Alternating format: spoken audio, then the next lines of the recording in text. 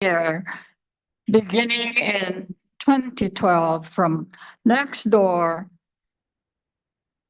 ceramics manufacturing and kiln industrial home business since 1984, owned and operated by Donald J. Fraser and wife Evelyn Fraser, located at 5238 Streamview Drive, San Diego, 92105, and situated in a residential zone designated community. Since through research and studies explains that hazard in ceramics are in contaminants or airborne particulates from fire, kilns, and even toxic dust, even inhale or ingested will cause sneezes, coughing, watery eyes, dizziness, irregular headache, irregular heart palpitation, which we both experienced in the past. Even now, even they fire the oven makeshift. Fear lurks because it leads to asthma, other respiratory disease, lung cancer. In fact, Center for Disease Control in its health bulletin of 2020 pandemic declared that repetitive hitting of clay mixed with chemicals and metals such as silica, lead with glazing. Cesar Javier. I think the fire response, the medical team knows about the vital element of survival. When a victim is transported to the hospital, they immediately put oxygen. Right, ma'am, sir? Oxygen. Right there, our air quality is not 500 or good level. It is more than that when the kiln is fired. That is a fact. That is science. When I hear the word San Diego, I do not only mean to think of the finest city. When we say San Diego, this is the home of the military and their families. Right in our community, we have veterans. We have active in the service, and we are grateful that the new homeowner who invested his money buying a house 100 feet away from the kiln, ceramics industrial activity, finally gave us light. Cesar, why is this? The realtor that sold our home did not tell me that there is hazard in our community. What shall we do, Cesar? I told him, read the articles. Google San Diego Pottery and Kiln, Guild. Google the hazards, and you will see what's going on in our community aside from moving traffic, fast-moving traffic, home invasion, and environmental injustice issues. Now we ask here not to push you, but to pull you. Help us stop this. The police is highly qualified. Thank you for to your stop it. concluding remarks. That does conclude your Because time. it has permit. Thank you. Our next in-person speaker is Ms. Joyce Anyata.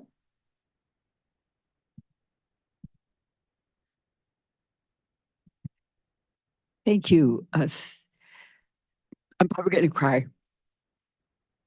Thank you, Sarah. Joyce Anyata, District 3. Thank you, Chair Van Wilbert, for your words about what happened to Officer Machitar.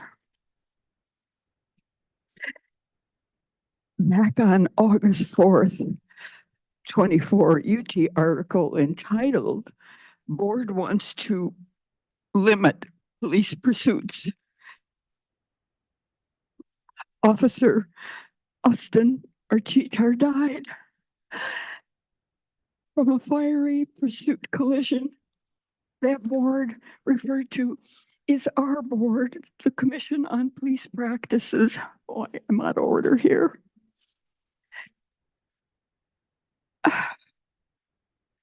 I don't know if we should change the policies. They're recommending 12, I believe, changes.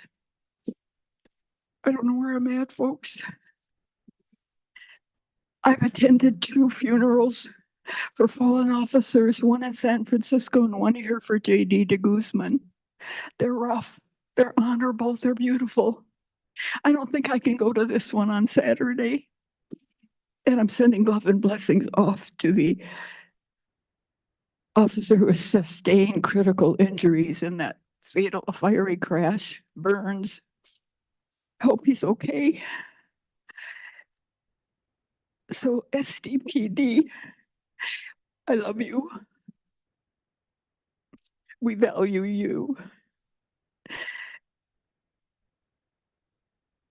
We appreciate you. We want you to be safe, just as you work hard and give up your life and put your life on the line so that we be safe.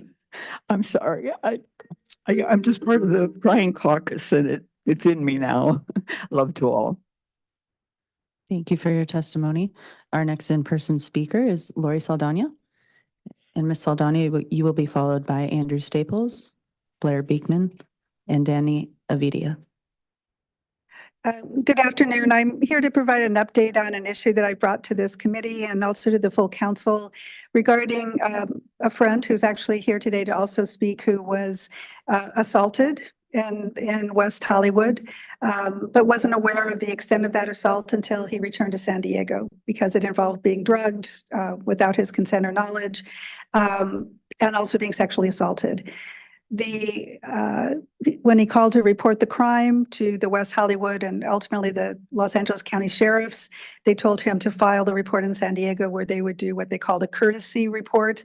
And then a police officer drove him to the hospital up in Poway, or Pomerado, I'm not sure the name, but there's only one in San Diego that does an extensive multi-hour forensic exam to collect evidence for cases of sexual assault.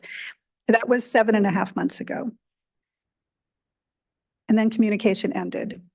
When I was chair of the Legislative Women's Caucus in Sacramento, we worked very hard and began crafting legislation to require that survivors of sexual assault get evidence or get information about the evidence within a certain time frame. It's not 7.5 months, it's 20 days.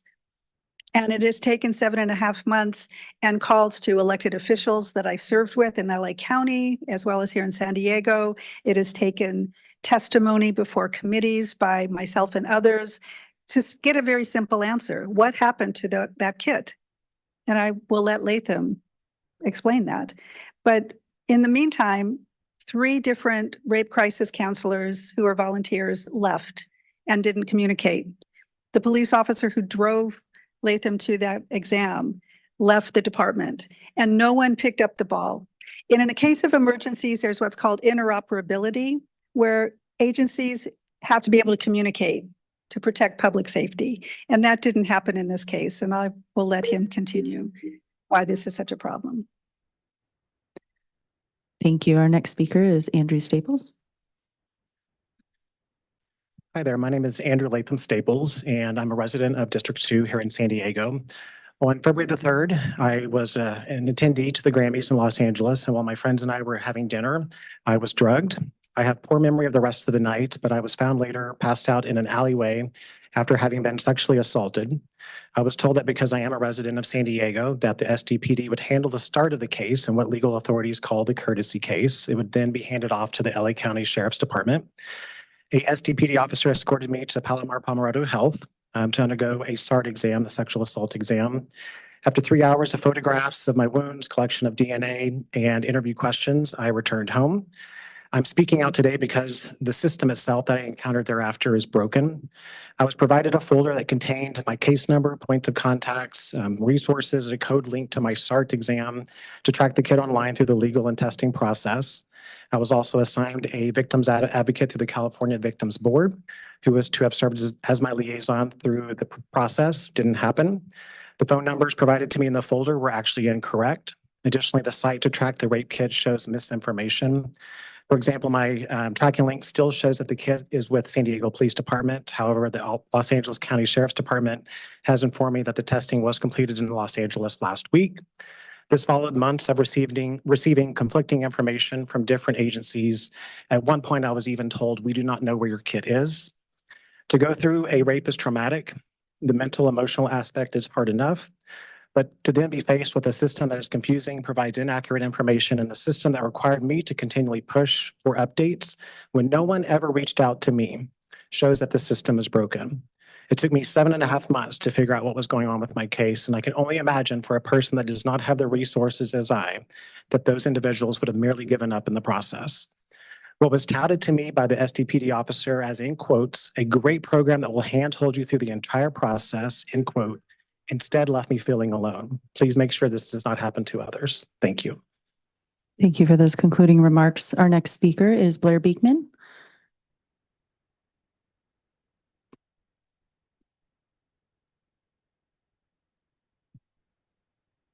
Hi, Blair Beekman. My glasses broke on the way over. Sorry about that.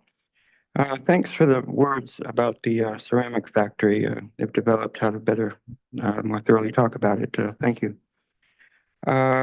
Previous public comment item.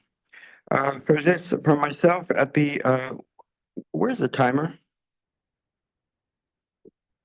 Oh, there it is. Okay, 1:38. Thank you. Thank you. All right, at the San Diego Environmental Committee meeting of Thursday, September 12th, 2024, Council President LaCava once again tried to strongly state that the future of lighting at Memorial Park will only be lighting for its sports fields, and that no surveillance tech will be involved in the lighting placement for Memorial Park sports fields. From this, it is also important to note the phrase sports utility lighting with no additional surveillance tech involved is a term that SD city government is starting to offer for other SD parks at this time as well. If I remember correctly, Memorial Park lighting was first agendized for approval at the special SD City Council public meeting of Monday, April 22nd as item 624 in 2024. The agenda item offered fairly routine, simple memos by SD City government staff to explain what to expect for the future of Memorial Park lighting. I think its first of about four memos stated that the purpose of the project was to create new and better lighting for all of Memorial Park, not just for its sports fields.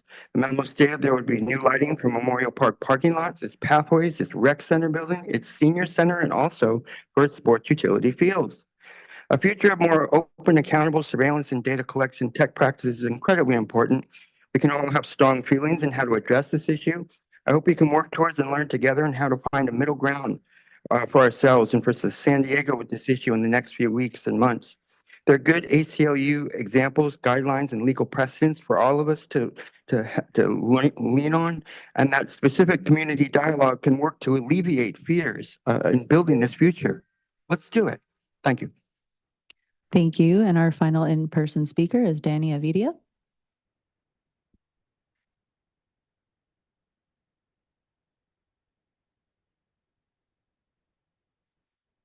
Hello, City Council members and members of the Public Safety Committee. Today I wanted to bring forward the same situation that Lori Saldana and Mr. Staples has today. No sexual assault victim should ever have to feel this way. No sexual assault victim should ever have to deal with a process that is so dysfunctional that has brought them to today. This is not just a personal issue. It is something that can be happening to someone in the city today. We must ask ourselves, where is the accountability? And how many other victims are being failed by the system today? I want to urge the City Council today to take actions to investigate this case, to push forward the needle and make sure that we find where this sexual assault kit is. It looks like there has been some progress in the back, but I continue to urge council members to look into this case, please. Victims deserve better. Victims deserve transparency, and above all, trust in the system that is supposed to protect them. We need to do better as a city, and I hope that we can continue to fight and make sure that this case and cases like this don't come to 7 months later. where we're here today and having to continue to ask and ask where is the progress on this case. Thank you. Thank you for your testimony. That does conclude non-agenda public comment here in the committee room. So I will begin the 5-minute timer for all those in the virtual queue to indicate if they wish to give non-agenda public comment. We will begin with the original. Please unmute yourself and provide your testimony. You will have 2 minutes.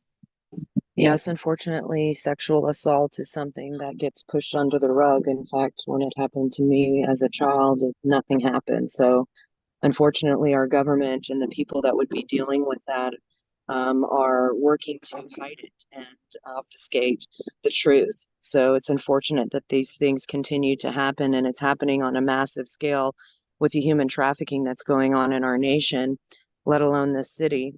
And the county and the state. It is happening with children, it's happening with adults, but there's child trafficking going on. It happened at the convention center when the unaccompanied alien children were there for a month and then got trafficked to who knows where.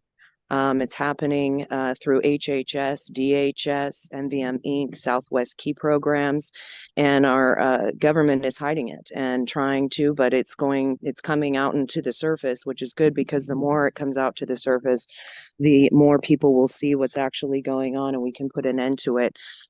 If you don't understand what's happening, you need to go to thisistrreason.com and see the What is Treason documentary, #trafficked. It's regarding the child trafficking that's going on. And it entails whistleblowers that have been working for DHS and the federal government and all the programs that have been in place, which are trafficking these children. They're being sexually assaulted. They're having their organs harvested. They're becoming labor slaves. And it's something that's happening on a massive scale, all funded by the American taxpayers. And so we need to bring more light to this. Again, go to thisistrreason.com. The movie's called What is Treason? #trafficked. If you put in a discount code, you can get 15% off. The discount code is AUDRA15, AUDRA15. But we need to keep exposing this so that there are no more victims that are getting brushed under the rug and everybody can get justice. Thank you for your testimony. Our next speaker is Terry Ann Skelly. Please unmute yourself and provide your comment. You will have 2 minutes. Good afternoon, Public Safety Committee Chair Vaughn Wilbert. As a parent and community volunteer, I appreciate that we now have a committee just devoted to the enormous task of protecting the public safety. In my planning group, the physical and public safety of our neighborhoods is the most talked about topic, which aligns with one of the findings from the town halls and community questionnaire organized by Office of Child and Youth Success. When we were asked, do you have ideas for making San Diego a better place for children and youth? Routinely, the need for safe and clean neighborhoods came up.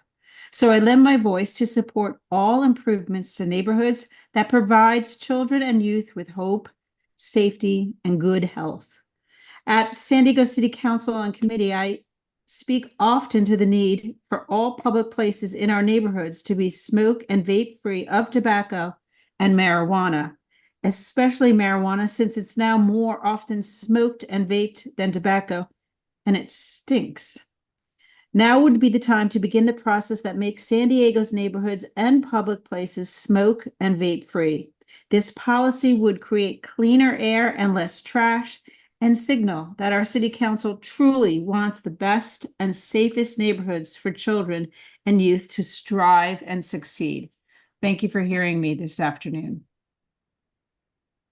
Thank you for sharing your testimony. Our next speaker is Catherine Douglas. Ms. Douglas, if you can please unmute yourself and provide your comment. Hi, Catherine Douglas, District 1.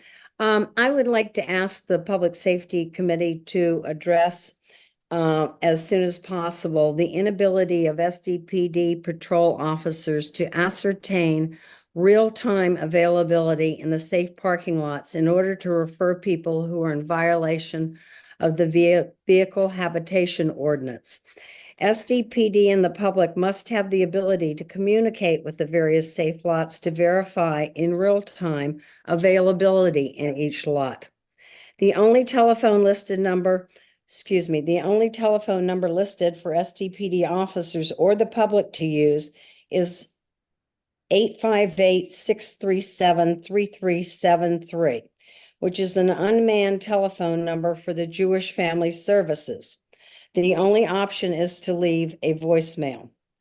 I called this number on July 3rd at 11:32 a.m. No one answered. I left a message. Call was returned 3 days later. The voicemail said, "Good morning, this message is for Catherine. I'm calling from Jewish Family Services parking program. I'm following up on your interest in bowling. If you're interested, you can give us a call." And they gave another number. Seriously, is this what SDPD and the community are dealing with in our collective quest to keep San Diego safe? I hope you'll look into this, and it's a very easy fix. 3 lots, 3 cell phones, an appropriate number given to SDPD and the community to check and see when there is availability. It will help us in so many ways. Thank you so much. Bye. Thank you for your testimony. The 5-minute timer has concluded. We have 4 hands remaining in the virtual queue, and we'll take no other callers beyond these 4 individuals remaining. Caller identified by iPhone, please unmute yourself and provide your comment. You'll have 2 minutes. Good afternoon, Chair Von Wilpert and council members. My name is Becky Rapp. I'm a parent and a member of my planning group. I was pleased to hear the council discuss a resolution to affirm transportation safety and look forward to the budget analyst report providing recommendations. Taking steps to ensure transportation safety is crucial. And I wanted to share with you a recent article from the Wall Street Journal titled, "More People Are Driving on Marijuana. Law enforcement is racing to learn who is high." We know that more people are using marijuana daily than even alcohol, leading to a significant increase in drivers high on THC behind the wheel. Residents don't comprehend the detrimental effects THC can have, resulting in the driver being significantly impaired. Ryan Hutton, a state law enforcement officer and founder of Extract ED, runs a program to teach police officers how to identify whether a driver is impaired with marijuana. He stated, "Marijuana impairment can scramble a person's internal clock. When officers perform a traffic stop, they often tell the individual to put their head back and close their eyes and say when like 30 seconds has passed.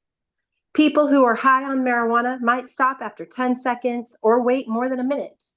When you're driving, you're always judging time and distance, and there's no leeway in making the wrong decision. You need to know where to stop, accelerate, pass, and press the brake. Residents must understand that it's not safe to drive after consuming marijuana. I encourage this council to include data on driving regarding marijuana impairment, as this information has been included when considering street safety, as well as be provided to the grand jury, as they have requested a thorough report describing the safety and law enforcement impacts of marijuana products being sold in our city. Thank you. Thank you for your comment.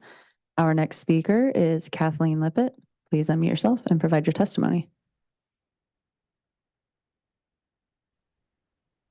Thank you. Good afternoon, Public Health, Public Safety Committee.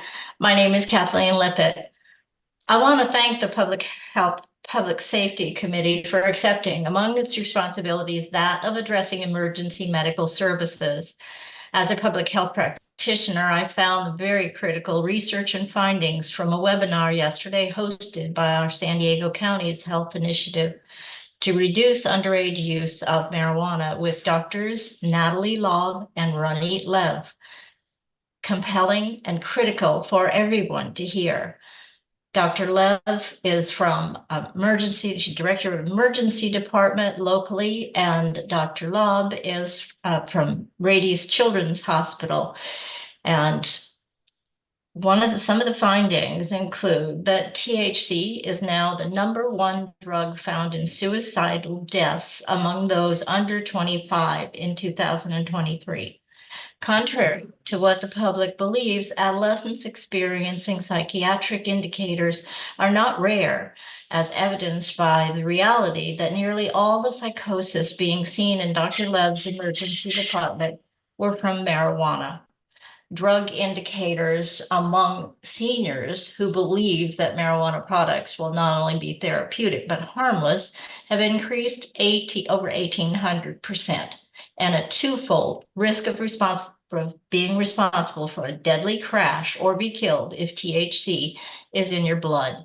Please, I will forward these findings to you, but please pay attention to these two local rock stars that we are privileged to have doing this very, very important work. Thank you for letting me speak.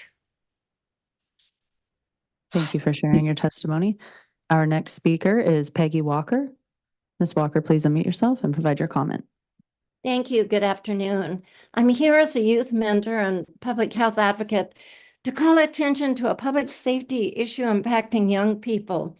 It's the growing sale of a wide array of unregulated, intoxicating products that are flooding our local smoke shops, gas stations, and convenience stores and are sold without age checks. Chief among these are illegal hemp products, especially edibles, with more potent THC than in permitted marijuana. Manufacturers of intoxicating hemp products ignore Prop 64's missive that cannabis products cannot be marketed to minors by shamelessly packaging potent hemp snacks, candies, and beverages with strong youth appeal. The California Department of Public Health has proposed emergency regulations to strengthen California's ability to stop the peddling of these intoxicating hemp products to children. These regulations require that industrial hemp food, beverage, and dietary products must contain no detectable THC or other intoxicating cannabinoids, create a minimum age of 21 to purchase hemp products, and limit servings per package. I urge this committee to support these important emergency state regulations because they will make local regulation easier. Please contact the reference attorney at the California Office of Administrative Law today to express your support. This is not a tobacco issue per se, but intoxicating hemp could and should be banned for sale in local smoke shops as part of the city's TRL or tobacco retail licensing process. Thank you. Thank you for sharing your testimony. And our final speaker in the queue is Shelby Huffaker. Please unmute yourself and provide your comment. Good afternoon, council members. My name is Shelby Huffaker, and I'm a resident of District 3, a public health researcher specializing in substance use and chair of the San Diego chapter of Americans for Safe Access. I would like to draw the council's attention to the latest report from the Substance Abuse and Mental Health Administration's National Survey on Drug User Use and Health. Between 2022 and 2023, past year use among 12 to 17-year-olds dropped by 1.8%, and past month use dropped by 5.1%. These trends align with the CDC study from King County, Washington, where current use among 8th, 10th, and 12th graders declined by 11.5% for males and 5.4% for females from 2008 to 2021. Frequent use also decreased by 5.3% for males and 1.1% for females. Much of this trend occurred after 2012, when cannabis was legalized for adult use in the state. The evidence is clear. Cannabis legalization has not increased youth consumption. In fact, audits show licensed retailers consistently comply with age verification, with compliance rates ranging between 90 and 100%. Meanwhile, a study in the Journal of the American Medical Association found that Delta-8 THC use among 12th graders was higher in states where cannabis is still criminalized. I present these findings to support two key points. First, to provide context for the San Diego County Grand Jury's report on cannabis in the county. And second, to emphasize that the best way to prevent underage use is to expand the number of licensed retailers, particularly through a cannabis social equity program. With just one licensed retailer per 38,000 residents, the solution isn't more costly enforcement, but equitable, evidence-based policies. Thank you for your time. Thank you for sharing your testimony. And Chair, with no other hands remaining in the queue, this concludes non-agenda public comment. All right, thank you very much to all the members of the public who have commented or called in. Are there any committee, mayor, city attorney, or IBA comments at this time? All right, hearing none, do we have any requests for continuance on today's agenda? Hearing none, we will now proceed with our consent agenda, which is item 1. Do we have any requests to pull from the consent? Nope. All right, Sarah, please proceed with any public comment on item 1. Thank you, Chair. The public comment period for the consent agenda is now open, and the consent agenda includes item number 1, which is the approval of the committee minutes from July 10th, 2024. We currently have received 2 speaker slips here in the committee room. So if Ms. Lori Saldana would please approach the lectern, you will have 1 minute to speak to the past committee minutes, and you will be followed by Blair Beekman. Lori Saldana. Moving along to Blair Beekman.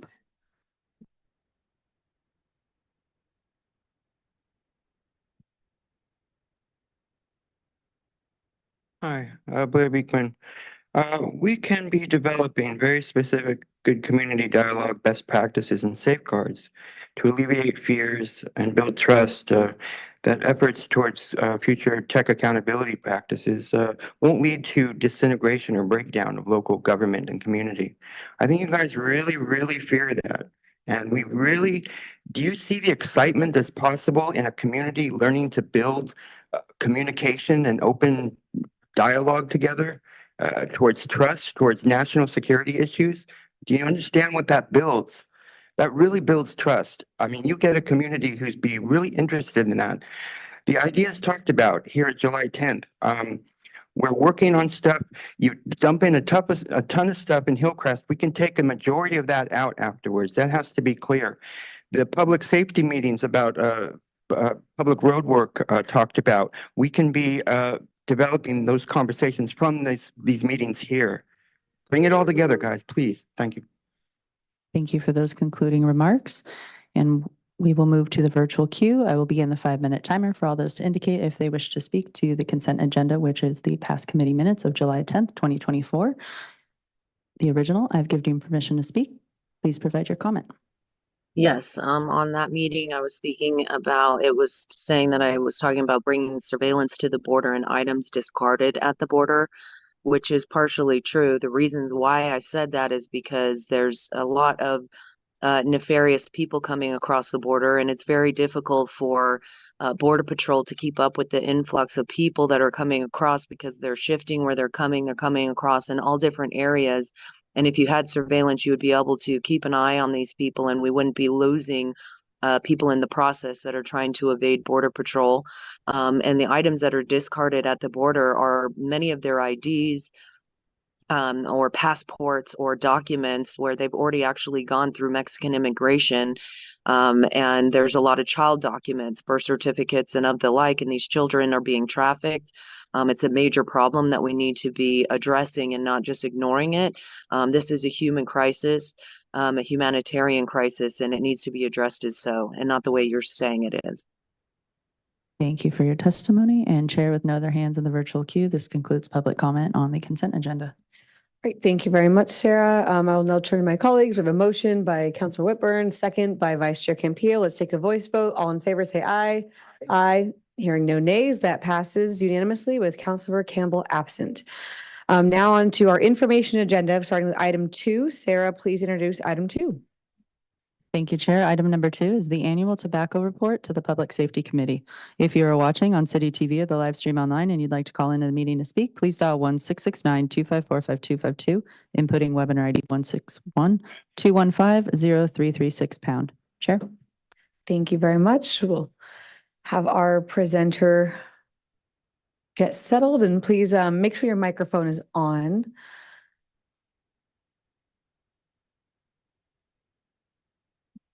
There we go. Okay, please introduce yourself and let us know how much time you'll need for your presentation.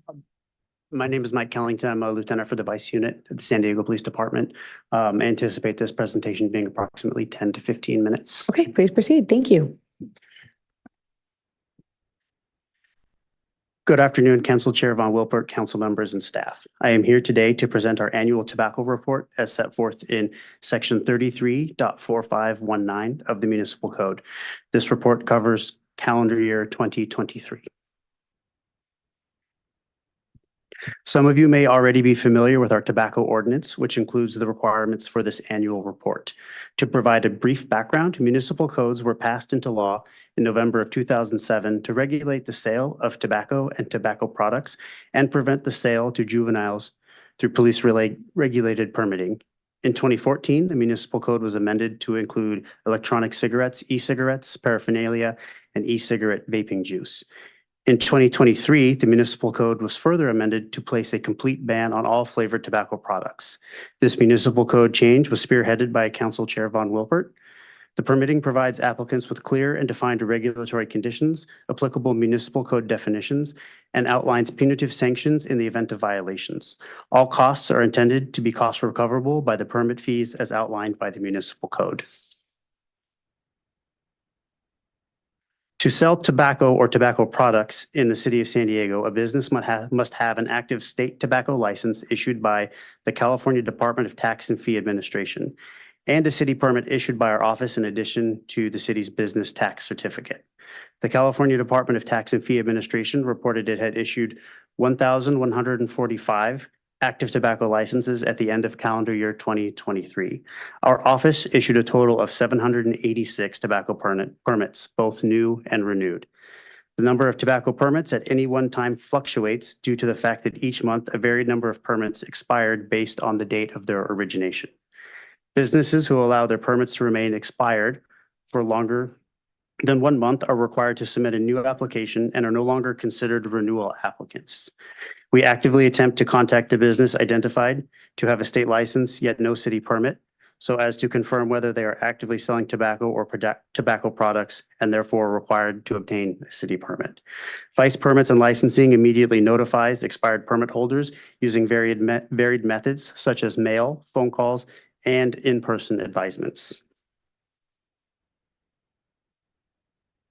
During calendar year 2023, we collected $186,674,000 in renewal fees and $18,485 in new permit fees, totaling $207,160. Compared to calendar year 2019, where we collected $164,387 in renewal fees and $13,197 in new permit fees, totaling $177,585. This is an increase in $29,574 from calendar year 2019. There is no data available for the years between due to the pandemic. This increase is attributed to the rise in administrative, investigative, and regulatory costs of issued permits. Our office conducted 25 covert inspections at predetermined locations through our decoy operations. This type of inspection utilizes a volunteer decoy ages 5 to 20 who has been vetted by our office to enter into the business and attempt to purchase a tobacco product, while vice officers maintain a covert yet safe distance for the safety and welfare of the decoy. These decoys have the appearance of an obvious minor, and they do not falsely assert that they are 21 or older, either verbally or with any type of false identification. If the product is sold to them upon their exit from the business, our officers will take appropriate action.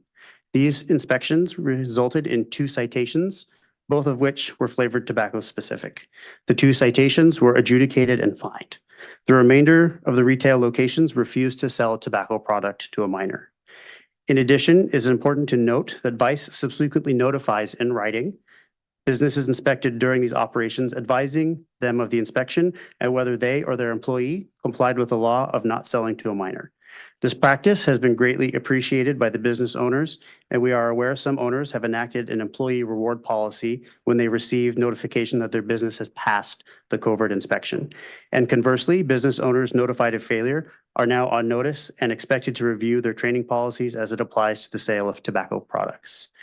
Decoy operations at times prompt future overt inspections to verify other deficiencies observed during covert operations to confirm that they have been addressed and are in compliance. In addition, overt inspections are conducted randomly and in response to both community concerns and complaints. 141 locations were overtly inspected during calendar year 2023. During calendar year 2023, our office conducted these inspections encompassing each of the 9 districts. This slide provides the specific breakdown of overt inspections by month, number of violations, and citations issued. We conducted our operations in all types and sizes of business, ranging from large supermarket chains to small family-owned markets. Most of these violations generally include failure to post current and valid permits in a conspicuous place visible to a customer, operate on an expired license or permit due to failure to renew, or not having posted customer advisals. For businesses that have one or more violations, our office will schedule a secondary follow-up inspection. Most of the businesses correct their violations.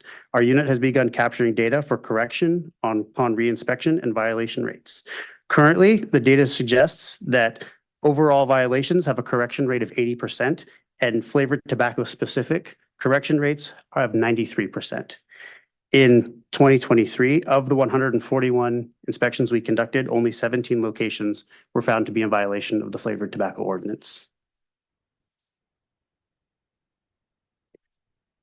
Calendar year 2023, the 25 covert decoy operations resulting in 2 citations represents an 8% rate of illegal sales to juveniles in the city of San Diego. Compared to calendar year 2029, the rate was 21.58%. This represents a 13.58% decrease. Of those 2 violations, both were flavored tobacco products, resulting in a 100% rate of illegal sales. Those 2 store operators were cited and released on a written promise to appear. We will continue to make ourselves available to provide information, feedback, training, and encourage input from our communities and businesses to continue to reduce the sale of tobacco products to juveniles. Thank you for your time. Are there any questions? Thank you very much for the excellent presentation. Sarah, please take any public comment on this item before I turn it over to my colleagues. Thank you, Chair. We've received 2 slips here in the committee room, so we will begin testimony with Cesar Javier. If you could please approach the lectern, you will have 2 minutes to share your testimony.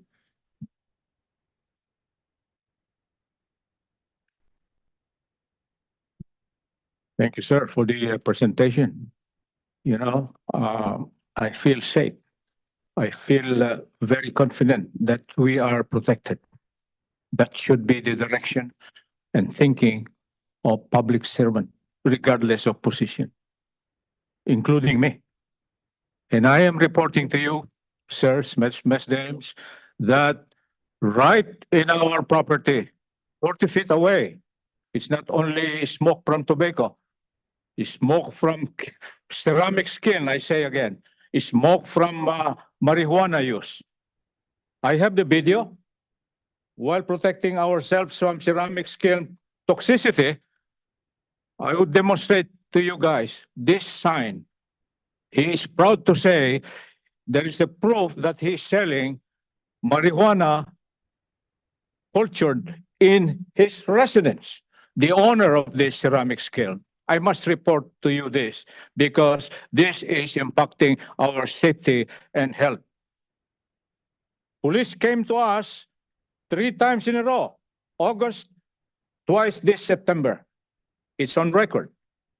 And they have seen how we are protecting ourselves, such as IPA state says, you plant trees, you put something, a big fund to deter direct to the downwind, including that smoke that you're telling us. That's the truth. That's how we are fighting it. And please do something, a policy change. If you are planting marijuana in your residence, from this time on, no. Let the conventional farm do it, not you, in the guise of medicinal reason. No, sir. Residences should not be used for culturing this source of smoke, marijuana leaves. Thank you. And we salute you, sir. Thank you for your testimony. Our next speaker is Blair Beekman.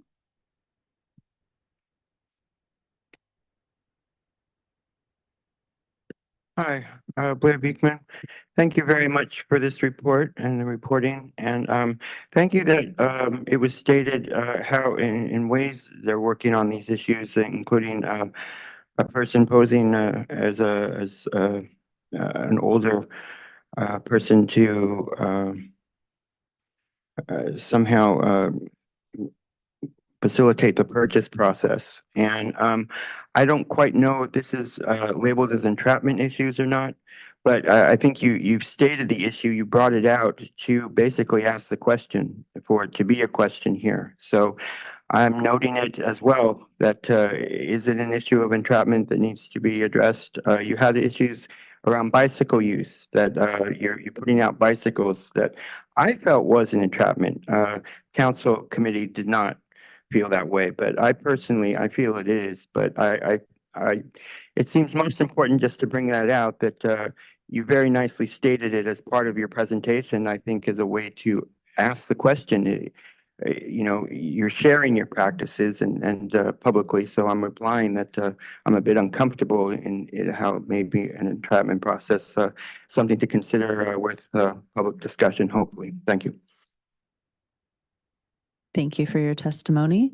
I'll begin the 5-minute timer for all those in the virtual queue to indicate if they wish to speak to item number 2. We will begin testimony with Barbara Gordon. Please unmute yourself and provide your comment. You will have 2 minutes.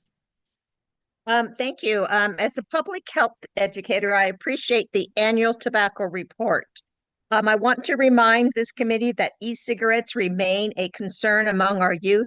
As the new school year has begun, this is a perfect time to strengthen the city's retail tobacco ordinance, as it can play a significant role in reducing teen tobacco use through several mechanisms. I think data still shows 60% of our young people acquire their e-cigarettes through social sources, followed by retail at 43%. I think a stronger regulatory framework will help ensure retailers comply with the law, prohibiting the sale of tobacco as well as flavored tobacco products. This really should have inspections and penalties for violations to make it more difficult for teens to assess. I really hope this committee will consider strengthening their tobacco retail ordinance. Thank you. Thank you for your testimony. Our next speaker is Megan Stewart. Please unmute yourself and provide your comment. You will have 2 minutes to speak to item number 2. Thank you. Good afternoon, members of the committee. My name is Megan Stewart, and as someone who has worked with youth, I would like to thank the city for performing these covert operations to identify shops illegally selling products to protect youth from underage substance use. Although I do find some of these findings from the covert inspections to be a little bit alarming. We are currently witnessing a disturbing trend in our schools. Students are irritable, disengaged, and leaving mid-class to feed their nicotine addictions. High school counselors are finding that it is becoming increasingly challenging to engage students when they're constantly fiending for their vapes and nicotine. Nicotine addiction, which can develop in as little as 10 seconds, is taking root in our children, impairing their focus and causing behavioral issues in the classroom. Minor decoy operations with sufficient news coverage would be useful, both as a deterrent to retailers and as a way to raise public awareness about the issue. Along with that, strengthening regulations and educating parents and students will help protect kids from the dangers of underage tobacco use. Thank you so much. Thank you for your comment. Our next speaker is the original. Please unmute yourself and provide your testimony.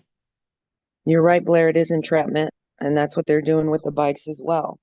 They're entrapping people into committing a crime, and I don't know how you're going to send some 5-year-old to buy cigarettes. It's just a little interesting that you're engaging with a 5-year-old like that and setting them up to go into a shop and potentially buy cigarettes. I mean, that's a little bit weird in itself. And, you know, I'm not so sure that you're really kids don't usually get them from shops. They're going to get them either way because people are going to buy them and then sell them on the street. And, you know, if kids want to get access to them, they could steal them from their parents if they wanted to, or somebody that they know. And that's what happens a lot of times with kids. So I'm just wondering how, you know, logical this program is if they're not really buying it from them, and how you think that, you know, banning flavored tobacco is actually going to keep kids from smoking. Because what you're doing is you're keeping adults from being able to enjoy something that they, you know, potentially do and want to engage in. So I don't see how this is something that's necessarily keeping kids from smoking. I see it as a form of control. and controlling the people and what they're able to do. I mean, if you really cared about stuff, you'd be concerned about the fluoride in our water or the chemicals that you're putting into the pure water program that you are, bringing forward, which are toxic chemicals. So, I mean, maybe you should look at your own policies and what you're doing as far as the people go that they're unaware of, a lot of people. And these are neurotoxins. So if you're concerned about people's health or even children, you should be concerned about the fact that we're poisoning them in that way, or, other means, by chemtrails and different things like that. But you don't want to acknowledge that, but you think that this is going to stop kids from smoking. It isn't. And you shouldn't be entrapping people like you are, but you guys do it all the time, and you do it under the guise of public safety. But in reality, it's a crime. Thank you for your testimony. Our next speaker is Kathleen Lippett. Please unmute yourself and provide your comment. You will have 2 minutes to speak to item number 2. Thank you. Thank you, committee, for letting me speak, and Chair Von Wilpert.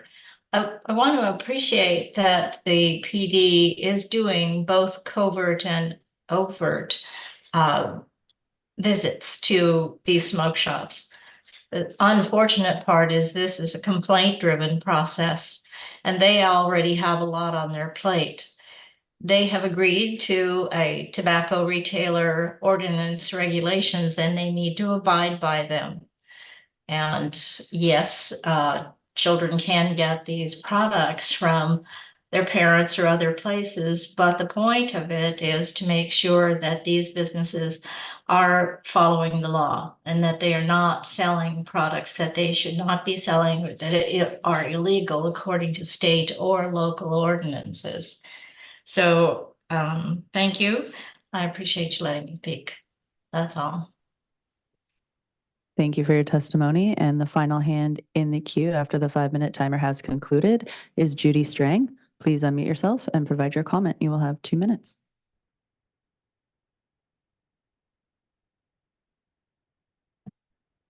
Judy Strang, I've given you permission to speak. Good afternoon. I'm sorry, some technical problems here today.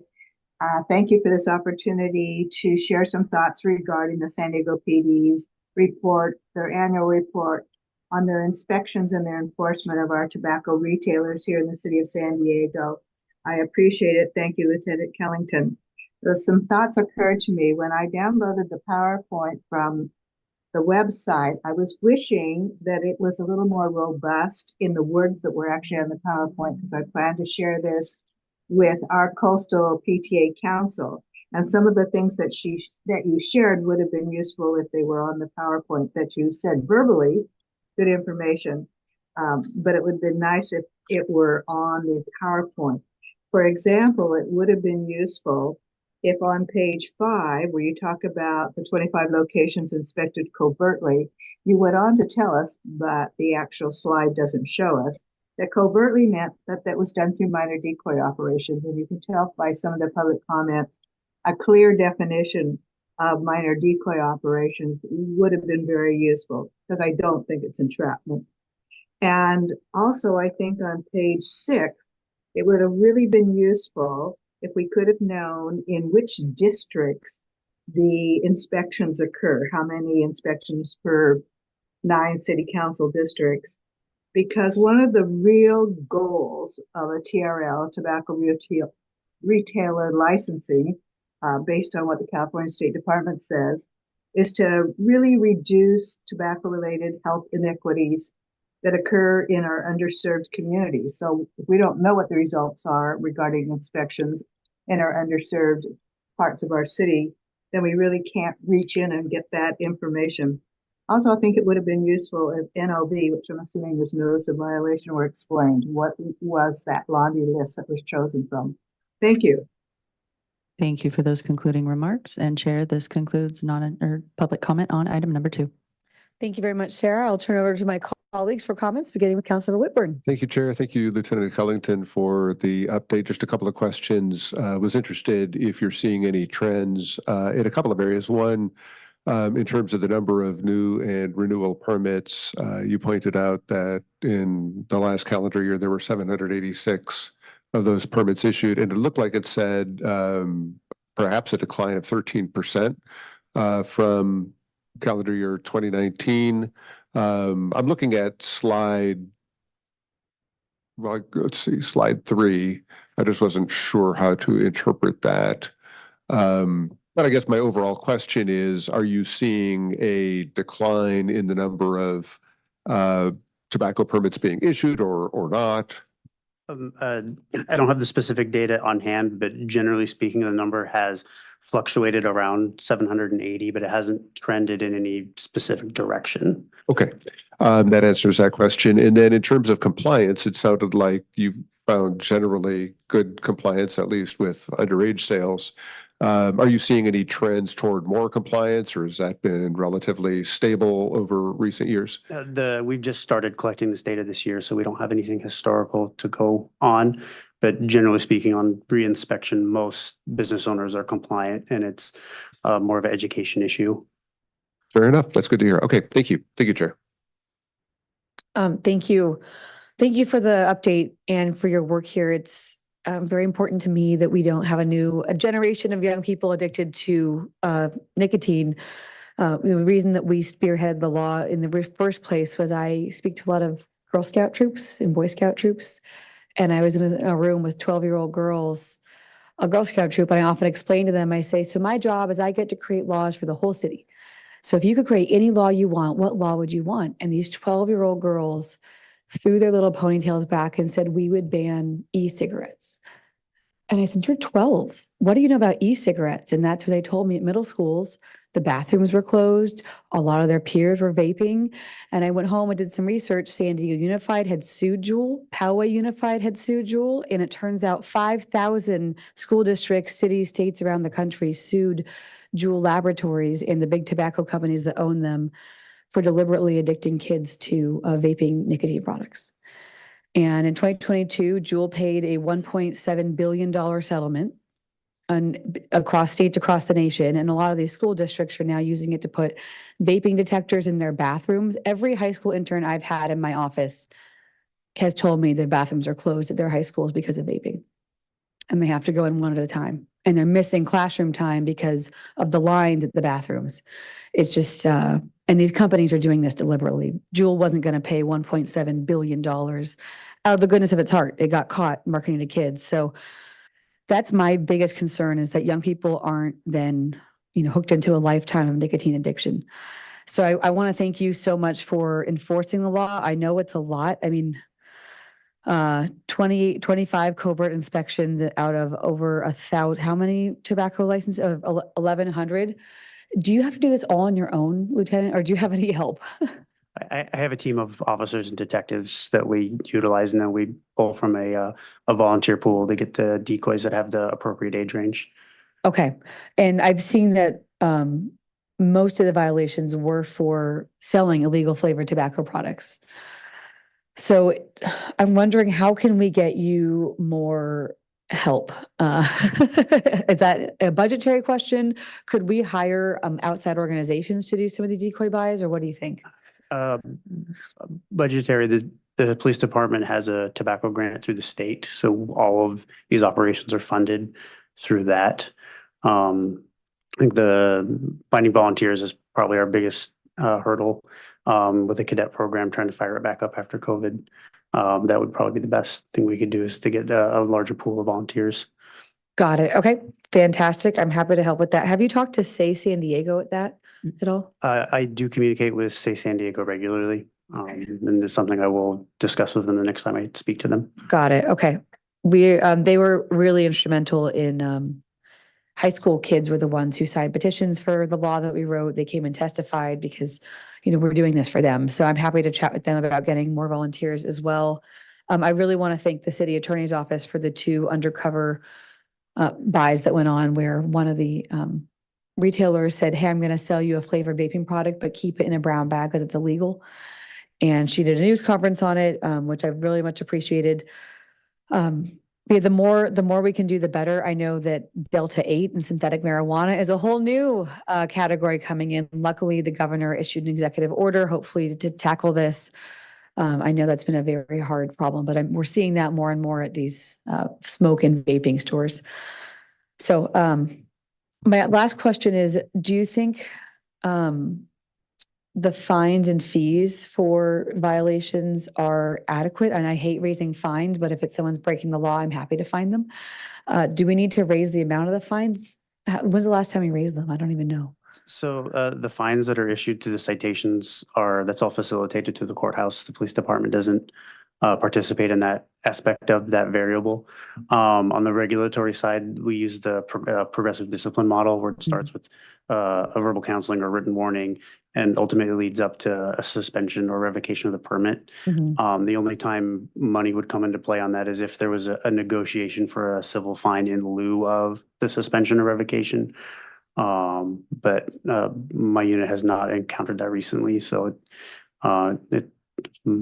the dollar value associated with it's kind of outside the purview of how the process works. Got it. Okay. Understood. Thank you. I'm happy to chat with the city attorneys about court fines and fees, but I thank you. I appreciate the progressive discipline as well. I mean, if a business is unknowingly breaking the law, you don't want to come down on them too hard, but if they continue to break the law, then I'm supportive of the hammer coming down. So thank you. I don't see any other questions from my colleagues. I really appreciate your work on this. Great update, and we'll try and get you some more volunteers to help. So thank you for your time. All right. Thank you. Okay. That brings us to our next item, which is item 3. Sarah, please introduce item 3. Thank you, Chair. Item number 3 is Resource Access Program Update. If you are watching on City TV or the live stream online and you'd like to call into the meeting to speak, please dial 1-669-254-5252, inputting webinar ID 161-215-0336 #. Chair. All right. Thank you. Welcome. Please make sure the microphones are on and introduce yourselves. Let us know how much time you'll need. Good afternoon, Madam Chair and committee members. I'm Deputy Chief Pierce of Emergency Medical Services. Thank you for this opportunity to present an update on the Fire Department's Resource Access Program. With me today is Battalion Chief Newell, Chief Medical Officer Dr. Khan, Lift Program Manager Crystal Robbins, and Physician Assistant Kevin Pascal. We will be discussing the program's current activities, its impact on public safety, and the way in which we are continuing to address the evolving needs of our community. The presentation will take about 10 to 15 minutes. Next. RAP is a critical initiative with the fire department that addresses public health and safety issues by providing support to our most vulnerable community members. Through this program, we work to reduce the strain on emergency services and improve overall outcomes for individuals facing chronic health and social challenges. Next. The RAP program takes a holistic approach to treating patients by bridging them to the appropriate care options along the continuum of care, such as primary care providers, boarding care facilities, skilled nursing facilities, and independent living. By coordinating services and advocating for higher levels of care when necessary, the program ensures that individuals are connected with the support they need, which improves patient outcomes and reduces the strain on emergency services. Physician Assistant Kevin Pascal is now going to discuss the RAP program's assessment criteria, the important role the physician assistant plays in our program. Next. Thank you, Chief Pierce. As we in EMS know, 911 calls don't come in just for life-threatening emergencies. Our patients are often calling 911 for hunger, shelter, transportation, confusion, or simply for companionship. Our approach to patient care is whole patient-centered and is recognized through our acronym CPS Merits. It serves as a standardized method to evaluate every major area that may be contributing to a patient's 911 activity. Next. Each of the bullet points in our CPS Merits are rated on a 4-point scale, which quickly identifies the areas of most immediate need. Each bullet point is given a rating from ideal to threatening. We perform these assessments when we first meet the patient and at regular intervals to assess any changes in the patient's needs. Next. Once each area is rated, the information is imported to a graph that trends each category and their respective ratings. This creates a means to easily identify immediate and potential threats to patient safety. This allows us to be nimble and flexible in our approach to patient care, emphasizing areas of need instead of using a one-size-fits-all approach. Next. Physician assistants were added to our team in 2022 and have been focused on the expansion of the medical and psychiatric care delivered to the patients in their lived environments. Using the opioid settlement funds allocated to our department, we have purchased PA response vehicles, which will be equipped with tools and technology that will further decrease barriers to care, which prevent so many of our patients from accessing mental and physical health care. With the addition of PAs, we've been able to have more peer-to-peer conversations with hospitals and public sectors. More peer-to-peer conversations with hospitals and prescribers and build collaborative relationships with a myriad of city and council agencies, both in the private and public sectors.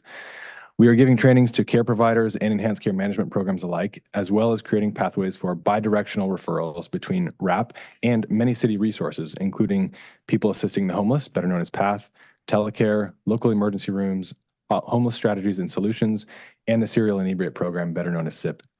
I will now pass the presentation to San Diego Fire Department's Chief Medical Officer, Dr. Khan, who will talk about specific case examples and system impacts. Thanks, Kevin. I'd like to briefly present two cases to help demonstrate how RAP is able to make a difference when our more conventional modalities haven't been able to do so. This first case involved a complex mix of both psychiatric issues and medical issues, along with several difficulties in that patient's living situation. Over the course of several months, we were able to develop enough rapport with this patient to learn not just their needs, but how we could work with that patient to help address those needs in a way that they would accept. And really, it's this longitudinal approach to patient care rather than having the same, say that again, that the longitudinal approach to patient care where we have the same team see that same patient on an ongoing basis, rather than simply responding to 911 calls all as separate, unrelated incidents. That allowed us to provide this patient with a connection to long-acting injectable medication.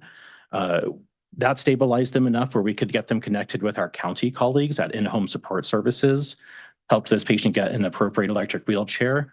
We even paired this patient with an emotional support cat. And that patient was able to eventually receive the cardiac procedure needed to stabilize that underlying condition. And they're no longer calling 911 as often as every other day. Next. So this patient has a long history of alcohol use disorder. Addiction is a very difficult problem. And despite a frequently expressed desire to abstain from alcohol, this patient wasn't able to maintain sobriety on their own.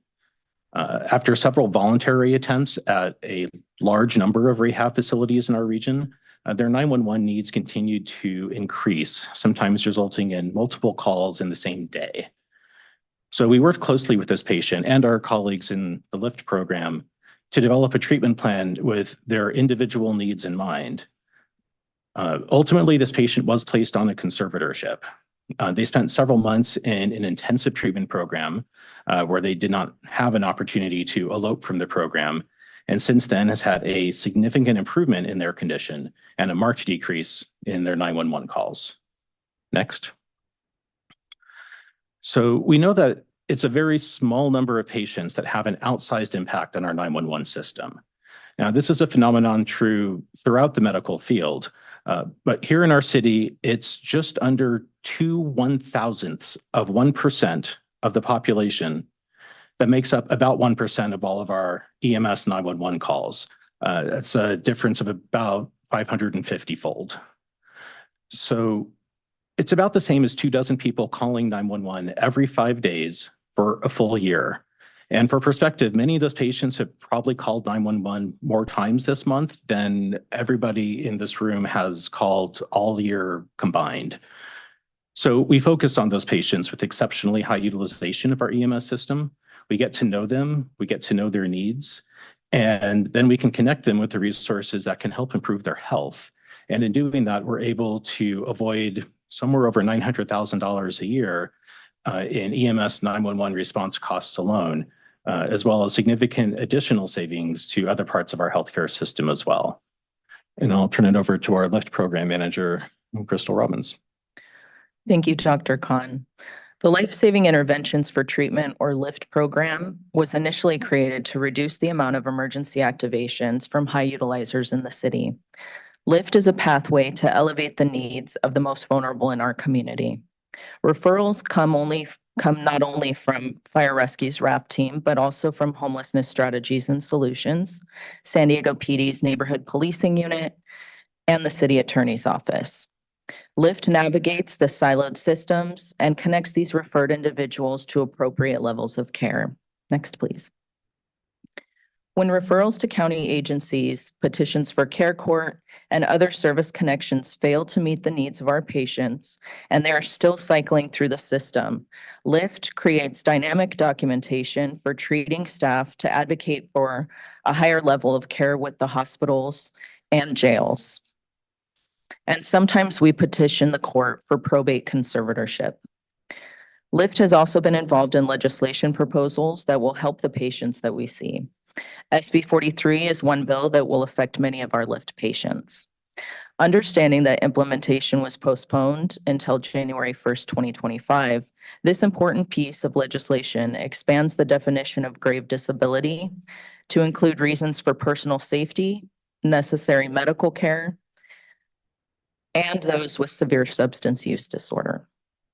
We anticipate that the implementation of SB 43 will have a positive impact on many of our most vulnerable patients and allow them to be connected to the care they desperately need.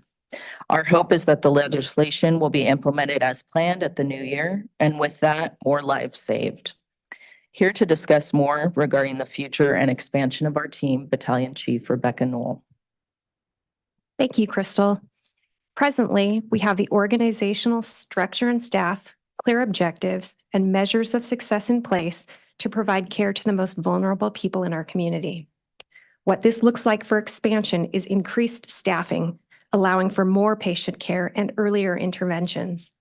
Currently, we are positioned to expand the Suboxone program, reducing barriers to this potentially life-saving treatment, expand the use of long-acting injectables to address the need for access to unconventional routes of treatment for mental and behavioral health.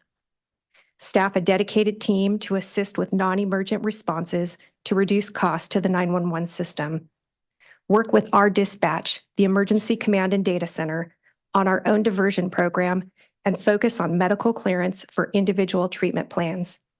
And develop partnerships with local hospitals and insurance providers to improve post-discharge follow-up care, reducing readmissions, but more importantly, improving patient outcomes. These items have associated cost recovery processes that will allow our RAP team to truly provide a continuum of care that is needed in our communities. In summary, our Resource Access Program started off as a community-based initiative and has been resoundingly successful. Similar programs in the state and across the country have been based on our work, along with much-needed legislation and policy. We connect high-frequency users of emergency services with appropriate care and support, and it works. This program improves patient outcomes, alleviates the burden on emergency services, and enhances overall community well-being. We are motivated to continue this work serving our communities. This concludes our presentation. We are happy to answer any questions you may have. Thank you. All right, thank you very much for the excellent presentation. Sarah, please take any public comment on this item. Thank you, Chair. We've received 2 speaker slips here in the committee room, so we'll begin testimony with Joyce Anyata, and you will be followed by Blair Beekman. You will have 2 minutes to share your testimony.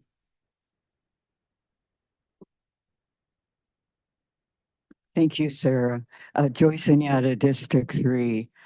This is really, really good information. This is good work. And actually, I'll start with the ending and say it now. Resource access.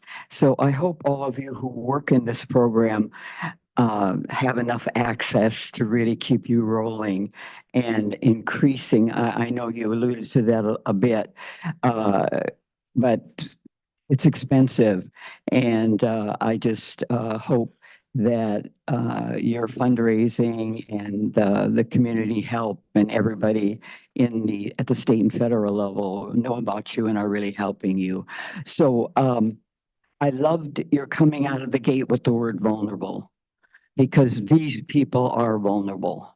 I have worked with the homeless for 17 years. I have spoken to people on the street often. I know people on the street personally. And I can tell you that they really love 911. It's kind of their bridge to the world. It keeps them alive in sort of a core survival level. And I think your work, your holistic work and what you offer them, all these pieces that are right for them, because each of the people that call 911 are complicated. Most of the people are complicated in their stories. So I want you to know that it's a tough nut to crack, that some of these people will just stay on 911 forever. And it's part of their life, it's part of their survival. And they sort of, it's like their crutch with the world. It makes them feel like they belong and they'll be helped. And it's very complicated. So I think this program is wonderful. I love all of you for what you do. It's tough work. So thank you for listening and love to all. Thank you for your testimony. Our next speaker is Blair Beekman.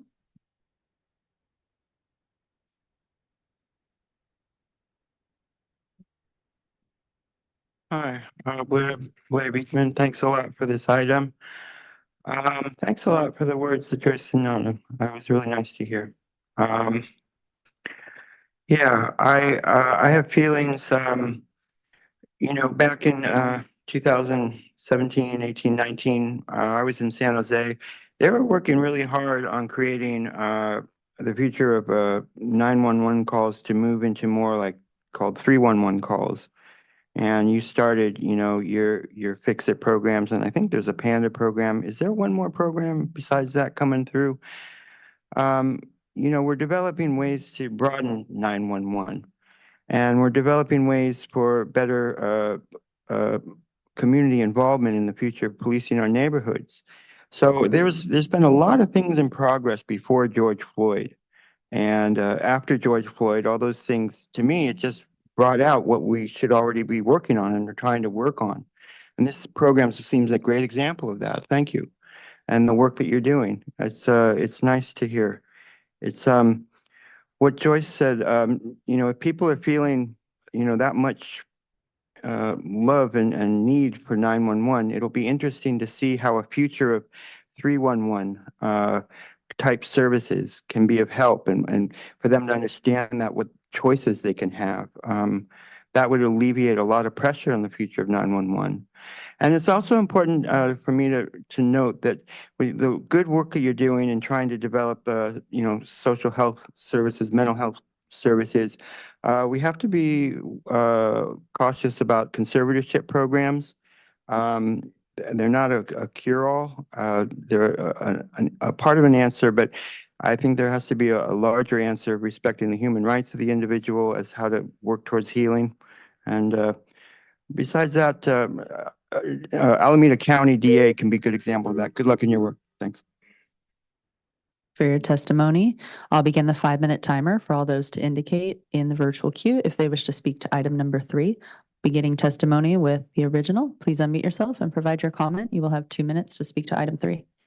Yes, conservatorship is kind of a slippery slope, and we shouldn't be helping facilitate the encouragement of using drugs and whatnot by giving people needles and paraphernalia to be able to use the drugs that they are. But if you think about it, and why these people have a lot of trouble too, is because if they're on the streets, we should be providing them with some kind of stable housing, some kind of shelter, some place for them to take refuge and get out of the elements. But we're not doing that. And instead, we're sitting here and encouraging, long acting injectables and things that, we shouldn't. I mean, Big Pharma is, a culprit in a lot of this stuff. And then we still engage with them and it can cause possible other issues. I don't think we should be just going to more drugs with these people. We need to be getting down to the actual reasons why they're suffering, why they're going through whatever they're going through, and also training police and understanding, because there's people that will call 911 and have, it's been known that they'll have mental health or whatever you call behavioral health issues. And the police will open up their weapons and unload them and kill the people that they are coming to potentially engage with.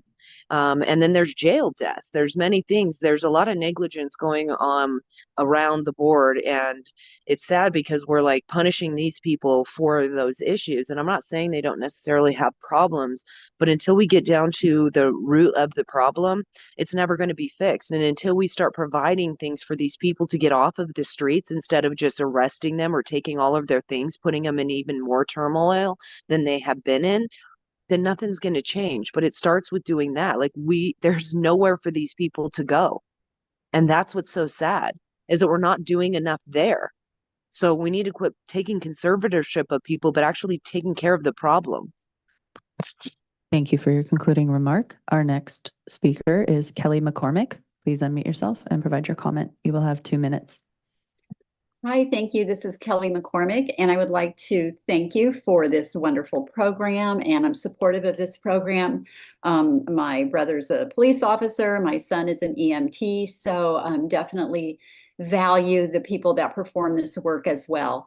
I also do just want to point out, you're mentioning people who are repeatedly coming in contact with 911, with EMTs, with emergency services.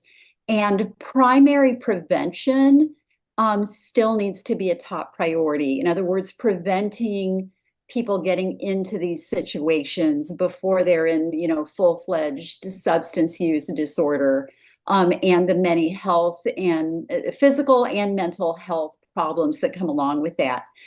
And I just remind you that 37 people a day on average visit emergency departments for marijuana-related issues. And among the top ones are youth exposure, much of that accidental from eating edibles, but also mental health and cannabis-induced psychosis. So I just want to, again, raise awareness about the importance of primary prevention before it gets to this point. Thank you so much. Thank you for your testimony, and Chair, that concludes public comment on item number 3. Thank you very much. I'll turn it over to my colleagues for comments or questions, beginning with Councilmember Whitburn. Thank you, Chair.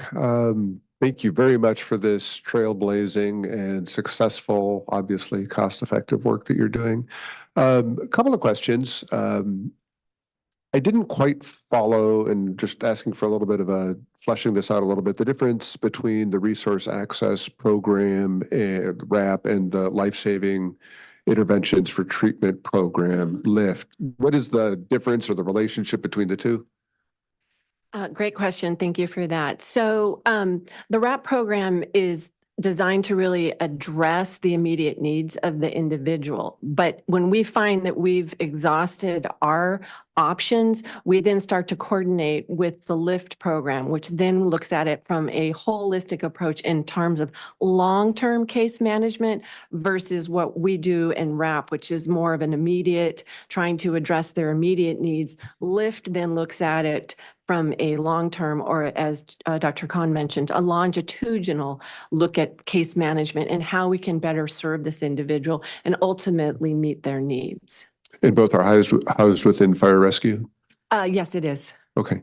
I would assume it wasn't explicitly stated that a significant portion of the patients that are being treated are people experiencing homelessness. Would that be accurate? Yeah. Yes, that is an accurate statement. Somewhere in there, it was talking about post-discharge treatment from the hospitals or post-discharge care. There has been a gap in, when particularly people experiencing homelessness are discharged from the hospitals, and how do they get somewhere where they can receive continued care? Is that part of what you're working on with, I guess that would be the LIFT piece of it? So we're looking at it in terms of a long-term opportunity to work on that as an expansion of our program. We're looking into being able to work with various medical facilities to help with their patients that are discharged and going out and seeing them and then addressing any medical needs that perhaps they might have that normally they might initiate the 911 system for. We're hoping then to bridge that gap. So that's a part of how we would like to expand this program, and we are actively working on that. Dr. Khan might be able to speak a little bit more to it in terms of his affiliation with UCSD Medical Services. You're absolutely right that one of the ways that we really expect people to follow up is we expect them to get on their phone or to get on the internet, to log into their charting systems, to go make those appointments, to get transportation to those appointments. And for many people, those pieces are missing. And one of the things that we're looking to expand is to work with our colleagues at various medical facilities that if they identify folks that they're having difficulty getting follow-up care with, like, why is it that person keeps getting readmitted, but they never seem to go to a clinic appointment? That may be something where we can work together. Often, those are folks that we see fairly often, and if we can make that connection, we would much rather help keep them healthy than have them decline a bit and then have to get them to an emergency department. I am really pleased to hear that you're taking a look at that. Thank you for exploring solutions. It's been difficult. I've got the Hillcrest hospitals in my district, and so I'm familiar with the challenge, and the solutions are challenging as well. So I'm glad that you're taking a look at that. And my last question then would be, I mean, I'd love to see this all expand. I mean, it's cost effective and it's a win-win for everybody. Do you have the resources you need to expand, or is this something that's going to be important for us to be looking at in city budget as we start to launch into that? Yes, that's exactly where we would need some assistance, is for us as a city to look at this as a long-term solution and start investing in the department and advancing this program.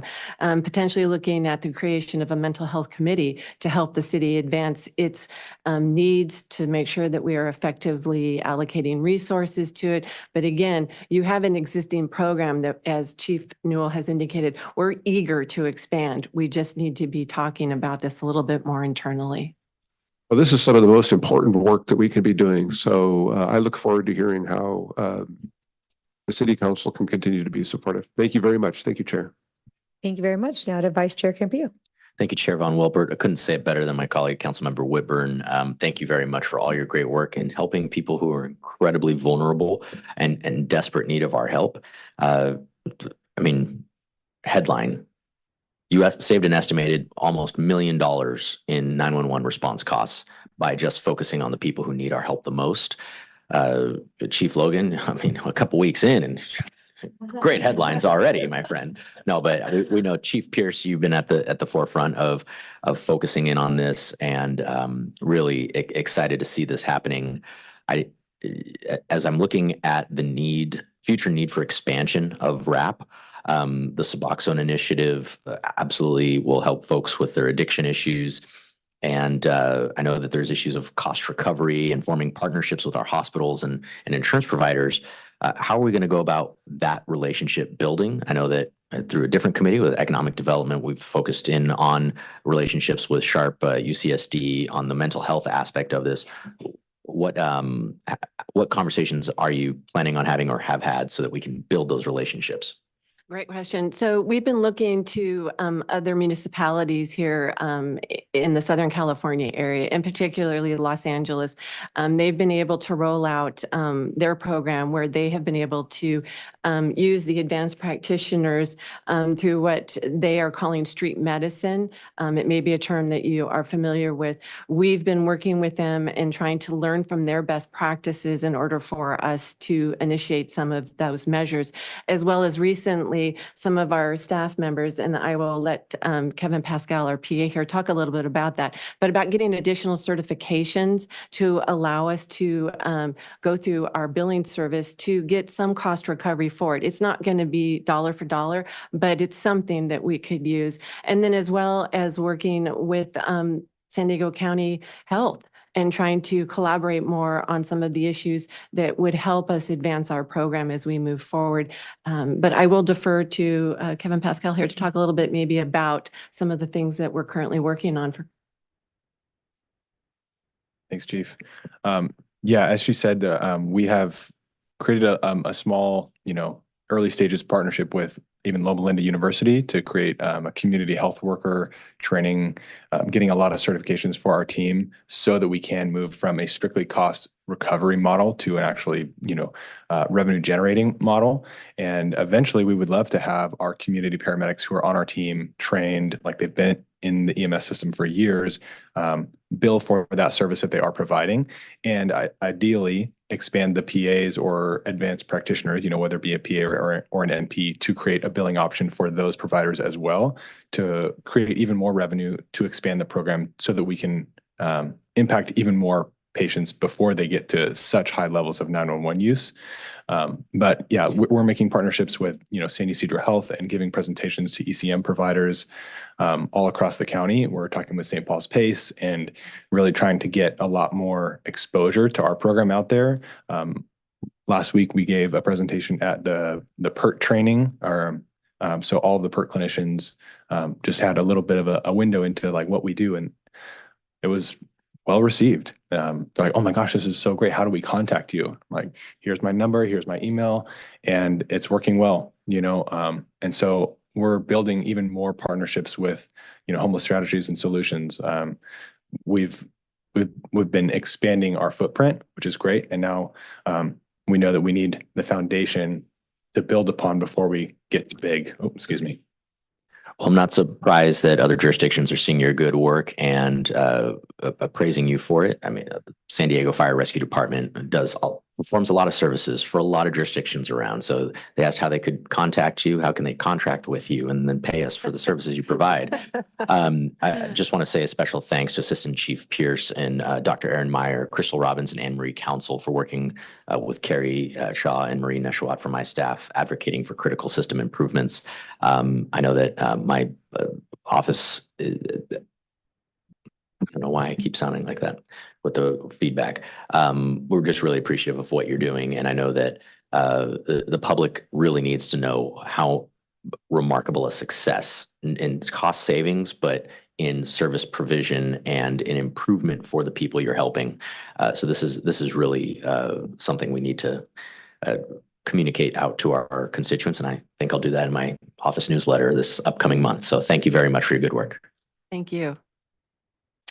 Yeah, thank you. I just want to pile on with the thanks for this incredible program and this work. And just adding physician's assistants so you can practice medicine on the street is a huge game changer. I want to thank you. I think I see some of your colleagues in the back too. Thank you all for being here very much. I think one of a couple of questions is one, once SB 43 is implemented by the County of San Diego, which they could still extend another year under state law. And so I might urge my colleagues at some point to write letters to our county board of supervisors saying, do not kick this out one more year. We need to act now. The crisis on our streets is apparent, no more so than for Councilmember Whitburn. So once that is implemented, do we have enough bed capacity, though, detox beds, substance use treatment facilities to refer people to? That's a great question. And it's a question that I know has been discussed, throughout the stakeholder groups. There is a limited number of beds, and part of it has to do with licensure. Some of these beds don't have the appropriate licensure to have those people admitted.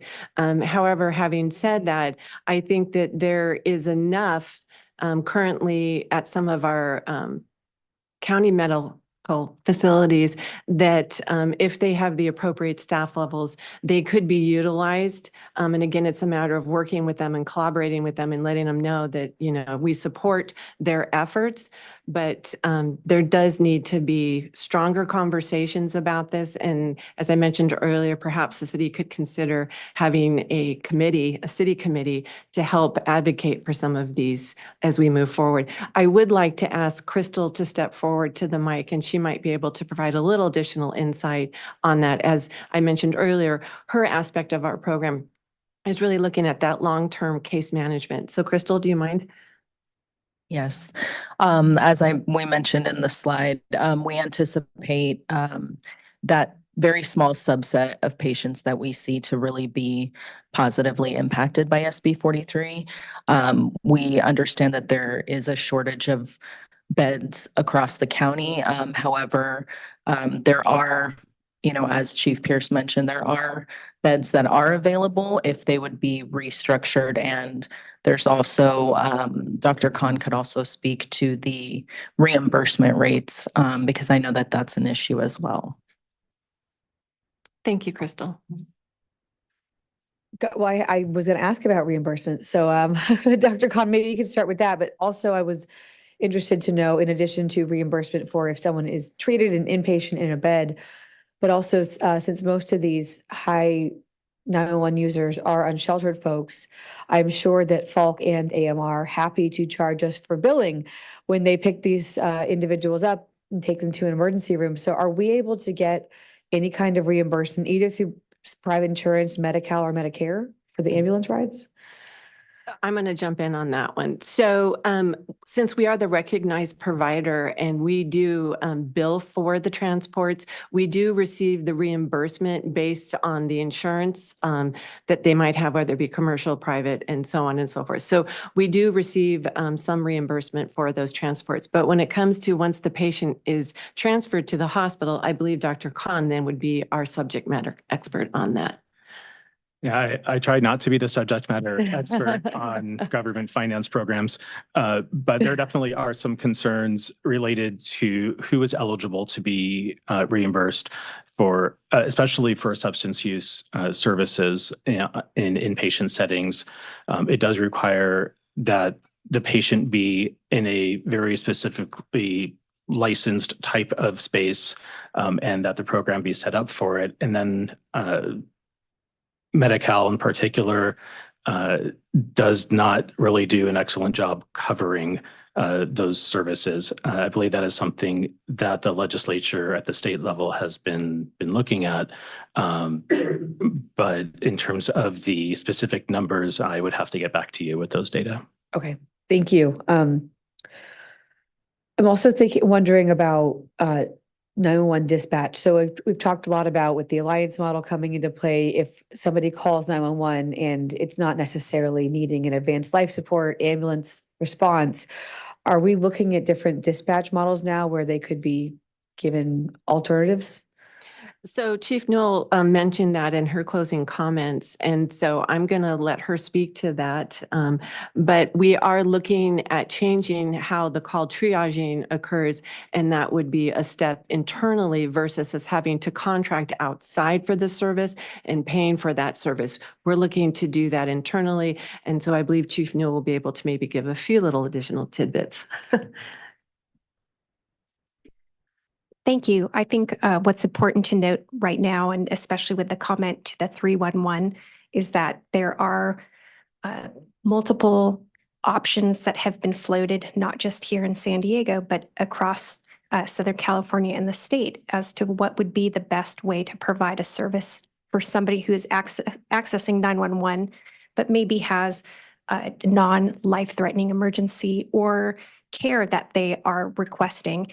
And so we have the option of changing our triage, and we have had extensive work completed by Dr. Khan and our own staff that works at ECDC so that it is fact-based and data-driven to change how we will route some calls, specifically complaints of people that could be treated by our RAP team.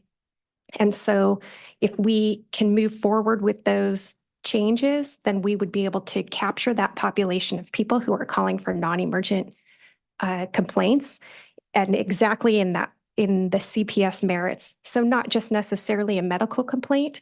There are a variety of reasons that people contact 911 and that we could positively impact their well-being, and as well as the well-being of the community. And it's, I think, important to note that especially when you're talking about cost recovery, we can work with the different options we have to do cost recovery, and then it's better for the hospital. You know, that 900,000 that was referenced, the hospitals are saving on their end too, but it's better for the community. If you do have a problem that you need to go to the emergency room, they're not overcrowded. So it's really this wraparound where it's just an improved system for everybody. And so we're working on that. We have a lot available. And if you are interested in hearing, we can detail a bigger plan, and that all is part of the expansion. So everything is in place to expand and address those specific questions. Okay, fantastic, wonderful. I'd be happy to, we're gonna ask for an EMS update at some point. So when we do in public safety, that would be great. I'm glad to hear we're working on it. I'd love to know a little bit more about how our physician's assistants get dispatched, because this is a game changer, being able to practice medicine in the street. So if a 911 call comes in from a high utilizer, how do they know to involve our PAs? Kevin, would you like to take that? I'm happy to, but I would love to have you give the insight. Yeah. So one of the key differences about San Diego's use of advanced providers is that we self-dispatch. So we're not actually dispatched through the dispatch center, which makes us, I think, a lot more effective at a small population. We can set email alerts for ourselves so that every time a patient's demographics get entered into the PCR or like the iPad that a paramedic or an EMT is holding, I will get a notification and I'll say, oh, John Smith is going to X hospital. I will meet him there because I need to meet him. He's been calling 911 a lot. So we, as advanced providers, self-dispatch, which is really, really helpful because it allows us to be flexible in our approach and go where it's needed, because a lot of our patients have such high barriers to accessing this care that you need to meet them like for one instance, or you have one chance to get there with this medication or with this sandwich or whatever it is. And so like this morning, for instance, we saw that one of our patients went to a local hospital. We met them at the hospital. He was about to get discharged. We said, hey, can I buy you a sandwich? Like, do you like breakfast sandwiches? He said, I do. And I said, okay, like, let's get this breakfast sandwich. We'll go pick up your medications for you because you may not know how to do that. And then we were able to get him into a safe sleeping tent within a couple hours. So he was getting discharged to home, which is the street. He's homeless. Yeah. And so we are dispatched according to our own metrics, right? Like who's calling the most, which makes us extremely effective. As part of the expansion of RAP, maybe there would be a subset or a smaller group of advanced providers who would be dispatched out to lower level calls that would help with the overall EMS picture because of how inundated these stations and crews are with lower level non-emergent calls. Wow. Yeah. That is fantastic. Sorry, go ahead. No, I was just going to say, as he has mentioned, this is a part of our expansion, and to the point that was made earlier, is an internal discussion that I believe should be had, because we could, through the various call triaging, we could then have a vehicle that's fully stocked, ready to go, and we could then dispatch them through that. So it would be our own internal process, and that's what we're looking to move forward on. So I appreciate this opportunity and the great questions that you guys are asking, because I believe that we are the future, and I'd hope that the city will invest in us. Yep. Love it. Thank you for that direct ask for the investment. For our one role here, you get to make laws, we get to vote the budget. So I appreciate that, especially when you show us how much money you're saving the city. That's also helpful for us.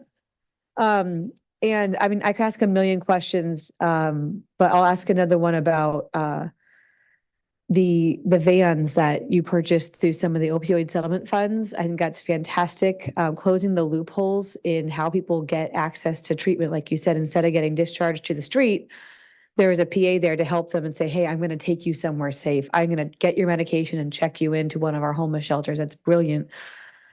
So what are the vans going to be able to help you do, and when will they get here?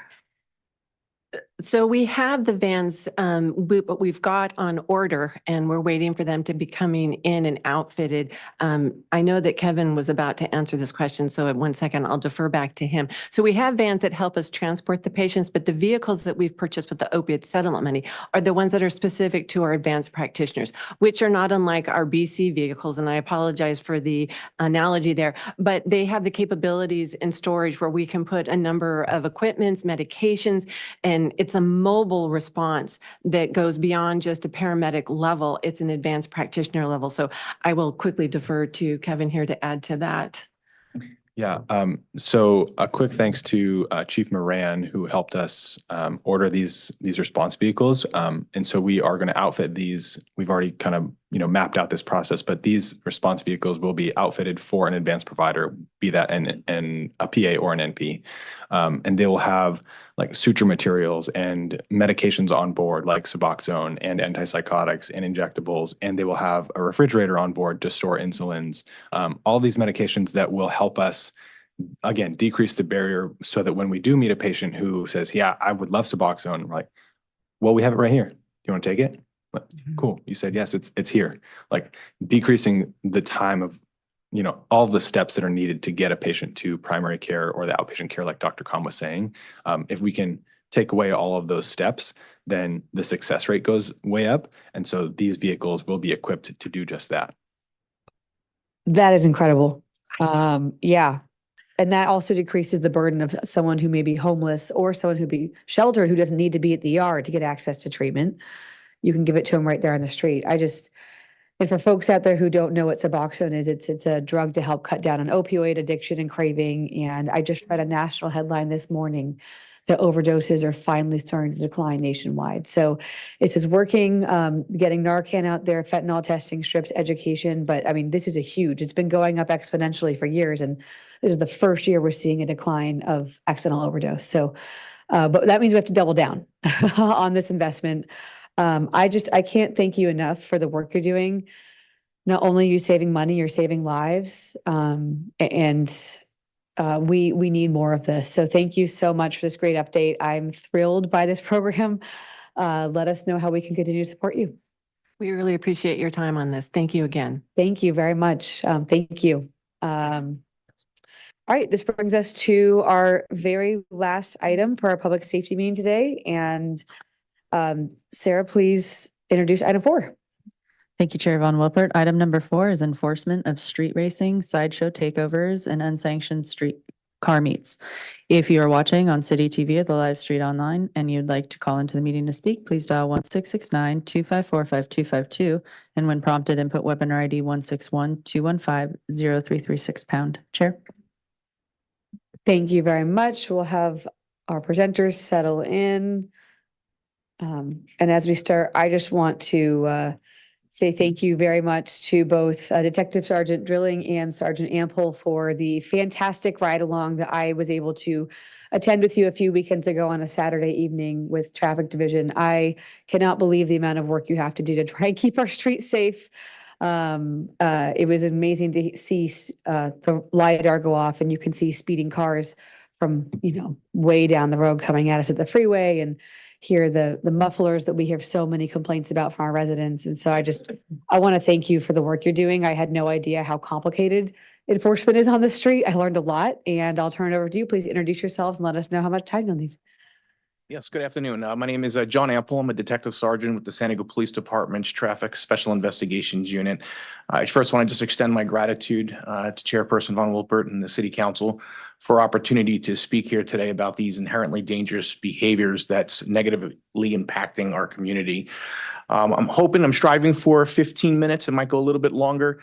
There is a lot of unorthodox photos and videos that I will be presenting, but I'm hoping that demonstrates that this goes well beyond just street racing and individuals doing donuts. Sitting to my left is Jason Costanza. He's also an investigator with the San Diego Police Department's Traffic Division Collision Investigation Bureau. And the video we're seeing, this is downtown, right? In San Diego? Yes, ma'am, it is. Okay, please proceed. So I just want to briefly discuss the street scene problem. We collectively commonly refer this to as street racing. However, street racing is just one of the subcultures that fall under that dragnet umbrella. We are seeing 3 different subcultures. You have the sideshow takeovers, which many see on the news. That usually gets the most notoriety. Street racing itself, which has been around for decades, and then the unsanctioned car meets. Though they don't seem nefarious, they do present a lot of economic hardships for our property owners and businesses, and there's usually a collective amount of crimes that come out of that. As we began to do these investigations the last couple of years, we saw a plethora of crimes that come from each of those subcultures. So it's not just going to be their criminal behavior of doing donuts or street racing. We see things like civil unrest, fireworks, DUIs, frauds, gambling, registration fraud, insurance fraud, court fraud, trespassing, illegal vending, the congestion and lost revenue to businesses. When we first started focusing on this, we looked collectively at the calls for service that the San Diego Police Department was experiencing from 2016 to 2021, especially between 2020 and 2021. We saw an exponential increase for calls for service. From 2016 to 2021, there was a 553% increase in calls for service for dragnet related activities. Once our targeted enforcement began, we did see a substantial drop in calls for services in the years of 2022 and 2023. Additionally, reckless driving, which encompasses anything that's just obviously people operating a vehicle negligently. From 2016 to 2017 through 2021, we again saw that rise. After our targeted enforcement, again, we saw that decrease in activity, and this was sustained enforcement that we were doing. I'd like to briefly discuss sideshows. Again, this is like one of the most notorious issues that we're seeing and one of the most dangerous. This video here is from Ocean View Boulevard and South 40th Street in Southeastern Division. But we do have one vehicle on video doing the donuts. If units want to move in and try to move the crowd, we'll keep an eye on this car, and then as it gets away, we'll intersection get it stopped for the or inches from spectators who are also participants in these takeovers. The main goal is social media influence. No, it looks like it's a black Mustang. As you can see, it's got a just passenger dangerous hanging out the driving that window. can It's got a big inflict white severe sticker on the injury or back. death. It'd be a good car for a stop. Causing So if you just damage. want to roll in and try to flush them out, The city's going to be we will responsible keep an eye on this Mustang. out there and restriping those surfaces of the streets, which is costly to the city and the taxpayer. So real quickly, the sideshow timeline, this is all generated from social media. This is how they gather all their participants, whether they're going to be the participants, the drivers, or the spectators or the blockers that close the roadway to enable this to happen. What we see is generally on social media, they'll start popping open some posts and they're going to address that, hey, we're going to have a takeover. Back then, they used to call it crazy lot. And what they're doing is they're gauging the participation of the drivers and the spectators. The more people they can generate to participate, the much larger, large-scale event that they can hold. Their whole goal, again, is to get that media attention. They want to be put on the map just like the rest of the counties. This is not just a city problem. It's not a county problem. It's statewide. It's nationwide. After they generate when they post the location, the dates, then they'll individually post individual locations throughout the night. These are not generally put out in days in advance. Many of the locations are put out moments before they hit that next location. And this is tactical to them. This is their way of thwarting police response. They know that it's going to take time for us to go out there and generate a coordinated response. They also know that we have divisions. So they'll go from division to division, from area to area, knowing our response is going to be the same, that it's going to take us time to get out there. And by the time we have a coordinated response, they're already done what they're doing and they're going to move to the next location. But their ultimate goal is that media attention. Fires, high speeds, and spectators just feet away. This cell phone video shows that dangerous scene played out in a downtown San Diego intersection on Saturday night. And according to the person who shot it, police were nowhere to be found. NBC7's Allison Ash is at Broadway and Pacific Highway, where you can still see the skid marks. This is a busy intersection. The Embarcadero is about a block that way. We're right on the edge of downtown. Police patrol here all the time. But Saturday night at about 9:30, police were nowhere to be found when this intersection filled up with a bunch of speeding cars. Fast cars doing donuts in the middle of one of San Diego's busiest intersections. Ann Christensen shot this video from her home on the 32nd floor. I couldn't believe it. I thought somebody was going to get killed down there because they were coming up and people were running into the center and in front of the cars and videotaping it. Her video shows close calls, wildly spinning cars, narrowly missing people just inches away as the crowd cheered. I don't understand why there was no police response. None at all. So this did occur down on Broadway and West Broadway and Pacific Highway in downtown in Central's division. There was actually 2 police officers that did respond, but just like anything else, this is civil unrest. You put 2 officers into the middle of this crowd, it's going to escalate issues. We're looking at the potential for a use of force incident that's going to happen. It's not uncommon for these officers to take rocks, bottles, bricks, eggs being thrown at them and damage to our patrol vehicles. We did have our individuals go out to, are able to go out there and take an overhead view shot of this roadway. We sent the information to the city engineers. We found that it was going to cost the city $11,237 to repair this roadway. That's just one single intersection. And there were up to 9 intersections that were hit that night.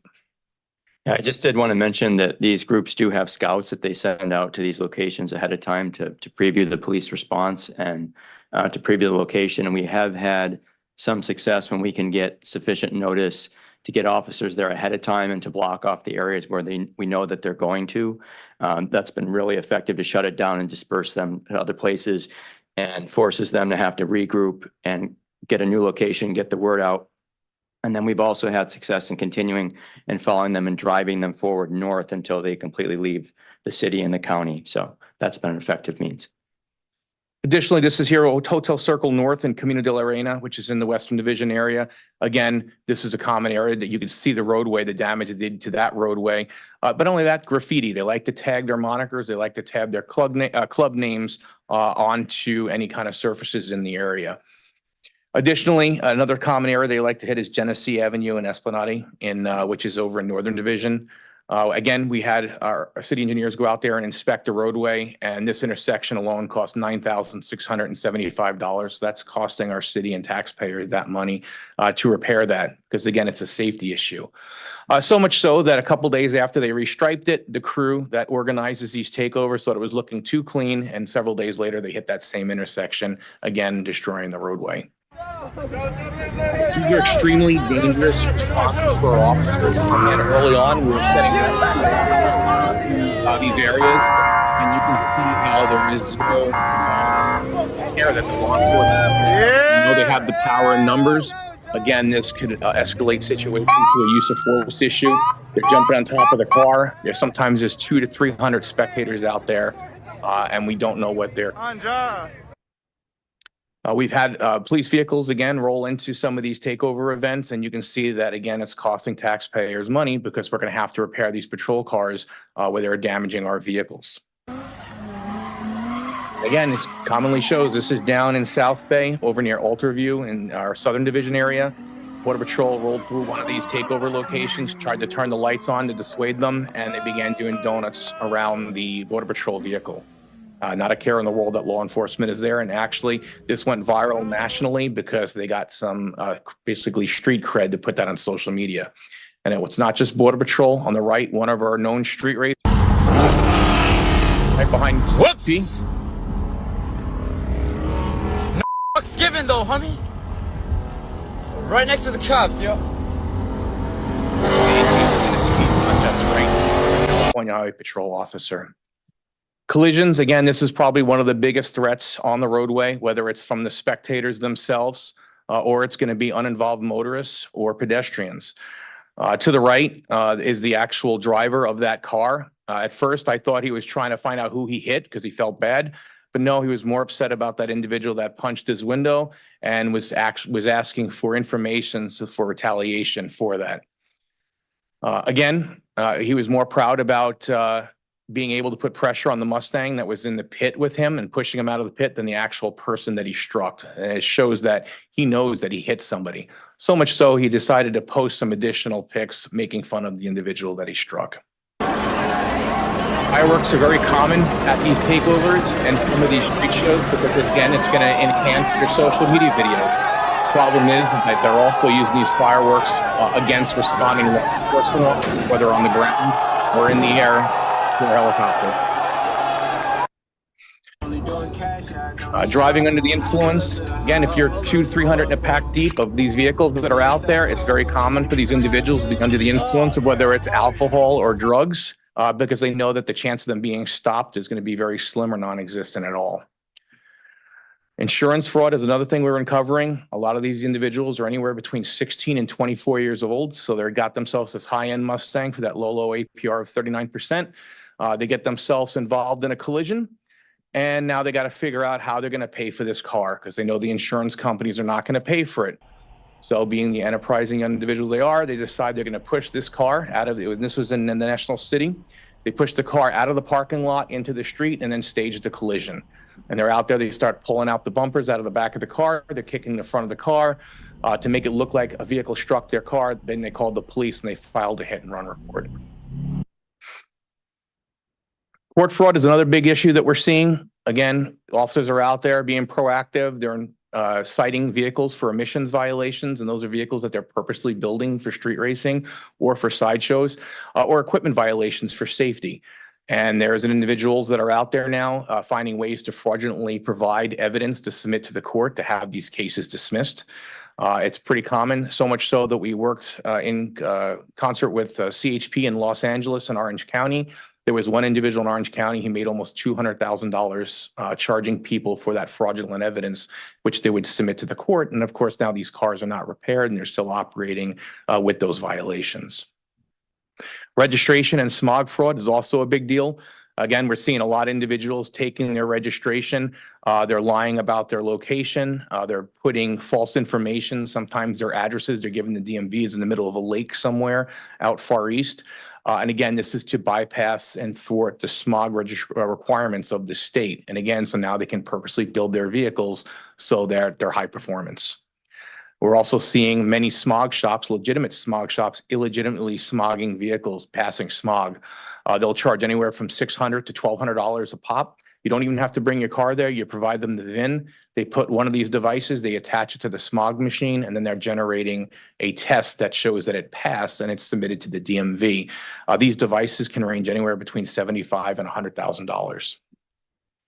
Firearms and narcotics is another big issue. I can tell you that any of these big events that we do, there is every chance we're going to stop a car. Every time we do find several guns, whether they're unserialized, ghost guns, or serialized and just in unlawful possession of it. They love to showcase their firearms on social media. I can't tell you that every day that I go on social media and I'm observing these individuals that we know participate, and they're showing firearms. Again, all these individuals I'm showing you here are local here to San Diego. Not only are they in possession of these firearms, we're also seeing a lot of these individuals selling them. And these are the unserialized, these ghost guns for profit. Smuggling, both narcotics and humans, again, is a big issue with these participants. They have to fund some of their means. We do every day. Again, we're seeing these high value amounts of money that are being put out there. They're looking for drivers to, quote, tap in, and a lot of those are to, again, for some sort of smuggling operation. So Officer Costanza sitting next to me to my left, he actually, unbeknownst to him, rolled up into the beginning of a takeover. He purposely filmed this, and how important was to film it because this helped identify some of the participants from that night. But as you can see, he's in a marked police car. There's not a care in the world that there's an officer sitting there as they're doing their donuts, again, up there on Genesee, Esplanade.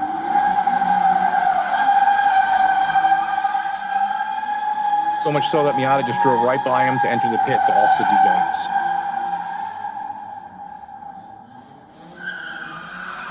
And as a reminder, these businesses are still open.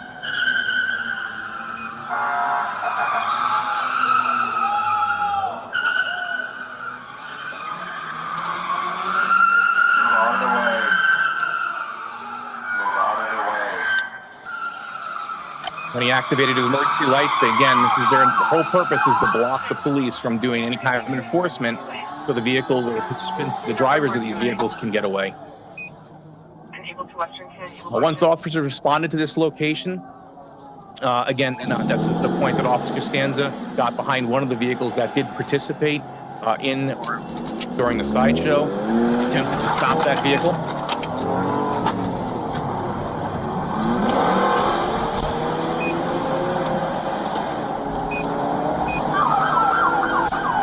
As you can clearly see, he failed to yield to the emergency vehicle, getting to drive at very high rates of speed, weaving in and out of traffic. Read the plate now, put it out. 127 is going to throw the hill with Mustang. It's 9 front, X-ray David 816, eastbound Bell Drive, approaching the 5. As a suspect in the Mustang approached 2 red solid traffic signals and failed to yield, barely slowed down, and including one of the red lights for a fire truck that was responding to an emergency call. Officer Sands in his car realized that this was becoming too dangerous and self-terminated this pursuit. So I just want to take a second to address, although we will again in a later slide, the decision to pursue and the thought process behind that and what's happening here. Speed is certainly an element of all this. We have considerations with the fact that there's so many people there as a result of the takeover that we had just witnessed in the intersection. And then the fact that this vehicle's actions was actually delaying the response of the fire engine, which was responding to a medical emergency. That was the purpose of those signals. And while we're addressing in the future, I do think it's important to mention that we've had also great success now in working with the courts to gain court orders to seize these vehicles after the fact. So if we can, on the back end, identify the vehicle through registration, through other activities through social media and previous activity and participation in these events, then we're able to, I think, have less of a reason to continue to pursue in that moment and pursue action through the courts after the fact. And we've actually gone out, had great success in impounding these vehicles and seizing the vehicle, and it's had a big impact on stopping the behavior and preventing participation in future takeovers. Additionally, again, this was a social media event for them. They knew that the police were there, so now they're going to make their social media videos basically bragging about how they were able to block the police. This puts them on the map for other clubs and other takeover crews throughout the state and out throughout the nation. So much so they like to live stream themselves. This is the same pursuit you just watched, but this is from the suspect vehicle. We out. Hey, where you at? Where you at? Where you at? Yeah, where you at? Fuck the police. I'd like to move to street racing. Again, another subculture. This is down at Kearns and Druckers in Southern Division. I know Councilperson Von Wilbert, we took you down there. This is a very organized event that they even put track bike down on the ground to help their static racing. We've seen bets online for single races up to $30,000. This is, again, their demeanor and the mindset behind a lot of these drivers. That's a Mustang. No, you can't catch him. Hey, that's what you want to do. Hey, look. Hey, honestly, just know your place when you know you can't catch him. Don't even turn on the lights, bro. Don't even chase. This is the same person that was speaking now on the freeway. This is State Route 160, I'm sorry, correction, the 163, and he's racing a motorcycle there in the far left lane. You look at his speedometer, he's now already up to 150 miles an hour. Passing the motorcycle at 160. Up ahead is a police car in the number 1 lane at 165. I'm out of here. Out of here, bro. 170 miles an hour. Tops out at 171 miles an hour against on our roadways. Not being pursued by police. This is a daily occurrence on our roadways today, where we're seeing these high speeds on both the freeways and our public roadways. That they're willing to give about $400 million for Aaron Judge. He showed an aging reliever just got from the Red Sox. Any vehicle involved in an impact of 170 miles an hour, nobody's going to survive that crash. This is again down in South Bay at Kearns and Druckers. There was a dispute between a motorist and one of the motorcyclists. He ran out of the car. He's got an AR-15 in his hand. Fires a shot in the air after he wouldn't get off the bike, and he carjacked the motorcycle down there. Again, it's not uncommon for us to find firearms in possession of many of these participants. Another issue that we're having is these. Sorry, it just froze up on me here. There we go. They like to mask their license plates. They have devices that help obscure the license plates, so they're making counterfeit plates to put them on either their vehicles or their motorcycles to, again, elude police and avoid a detection by police. Motorcycles are the same problem. They love to film themselves. These all micro-influencers traveling at speeds anywhere between 150 to 180 miles an hour on the freeways, lane splitting at these.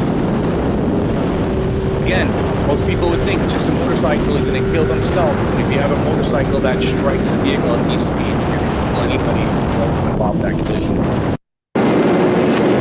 And a lot of this is about that here.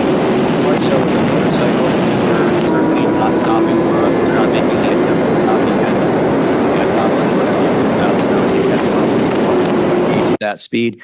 But I'm also noticing from my personal experience that they're coming up and just actually challenging me and provoking and then taking off in hopes that I'll chase them. Again, they're recording this and they're doing it for gain on social media, monetary gain, and social status on the social media sites. And it's very frequent. Most of the participants that are involved in this type of behavior, whether it's the street racing or the sideshow or these car meets, a majority of them will not stop for police. And as Officer Costanza has said, they look for a reason to provoke us into pursuits. Unsanctioned car meets. Again, many people don't see this as being nefarious. However, this has a real economic impact on our businesses and property owners. Businesses are open. They'll take an entire parking lot with 300, maybe 400. When you see behavior like this at these meets, many families are not going to want to go shopping there. They're not going to want to go inside of these venues. They're going to feel unsafe and they're turning away. One of the properties in Mira Mesa, up in Northeastern Division, they did a basic analysis of lost revenue, and one of their properties where the target is, they estimated about $1 million of loss in a year. For enforcement, again, one of the things we're looking at, we have a really good working relationship with the district attorney's office and the city attorney's office. The city attorney's office has a street racing task force now that are dedicated solely for prosecuting these events. And we have a vertical prosecutor with the DA's office. As Jason had mentioned, the court seizure program, again, great way of de-escalating a lot of the issues we're seeing and resulting in pursuits or use of force. If we have this behavior, we can identify just the vehicle. We can submit an affidavit to the court orders the seizure, and the car is gone for 30 days. And again, it has a significant impact on the vehicles out there, on the participants, because they're putting out the information. I'm not sure what's going on, but the computer's starting to freeze a little bit. Other vehicle forfeitures, though dormant for quite some time, we're working with the city attorney's office right now to bring back vehicle forfeitures if people have prior convictions for this and they're continuing and behaving in this type of behavior. We can seize the vehicle through a court order and have the vehicle destroyed. Many of these purpose-built vehicles, they're anywhere between $20,000 to $30,000 of modifications on there. Many people are not going to want to lose their vehicles. Why is it important? In early 2000, San Diego Police Department led the way in street racing. One of the biggest reasons why was an ordinance enacted by the city council back then that the forfeiture ordinance had the most pronounced effect on street racing casualties. So much so that in 2003, a couple of years later, there was a 99% reduction in organized illegal street racing activity in San Diego. So that is one of the things we're hoping to do, is get that ordinance back alive to address this. And I guarantee that if we start taking cars and they start being destroyed, we're going to see a lot less of these problems on the roadway. Finally, the public reaction on this is overwhelmingly positive. Pretty much anytime we see a negative comment on social media, it's generally the participants themselves. So that does conclude our presentation. I look forward to any questions you may have. Thank you very much for the excellent presentation. I'll turn it over to Sarah for any public comment on this item. Thank you, Chair Von Wilpert. We have received one speaker slip here in the committee room, so we will begin comment with Blair Beekman. Please approach the lectern. You will have 1 minute to share your testimony. Not two. I really needed two, but with 1 minute, this was very heavy. Thank you. With the work of the item at City Council yesterday about rapid fix-it repairs, rapid repairs for future of streets, Councilperson Von Wilpert wanted to relate that to the work that you're going to be talking about here for this item today. They were asking yesterday, how do we talk more about these subjects, and what do we need to do for them? And I'm in agreement. It has to be more than just, you know, city staff reporting to each other. I think there has to be a real sense of community involvement, and that's what I was trying to say for the July 10th items.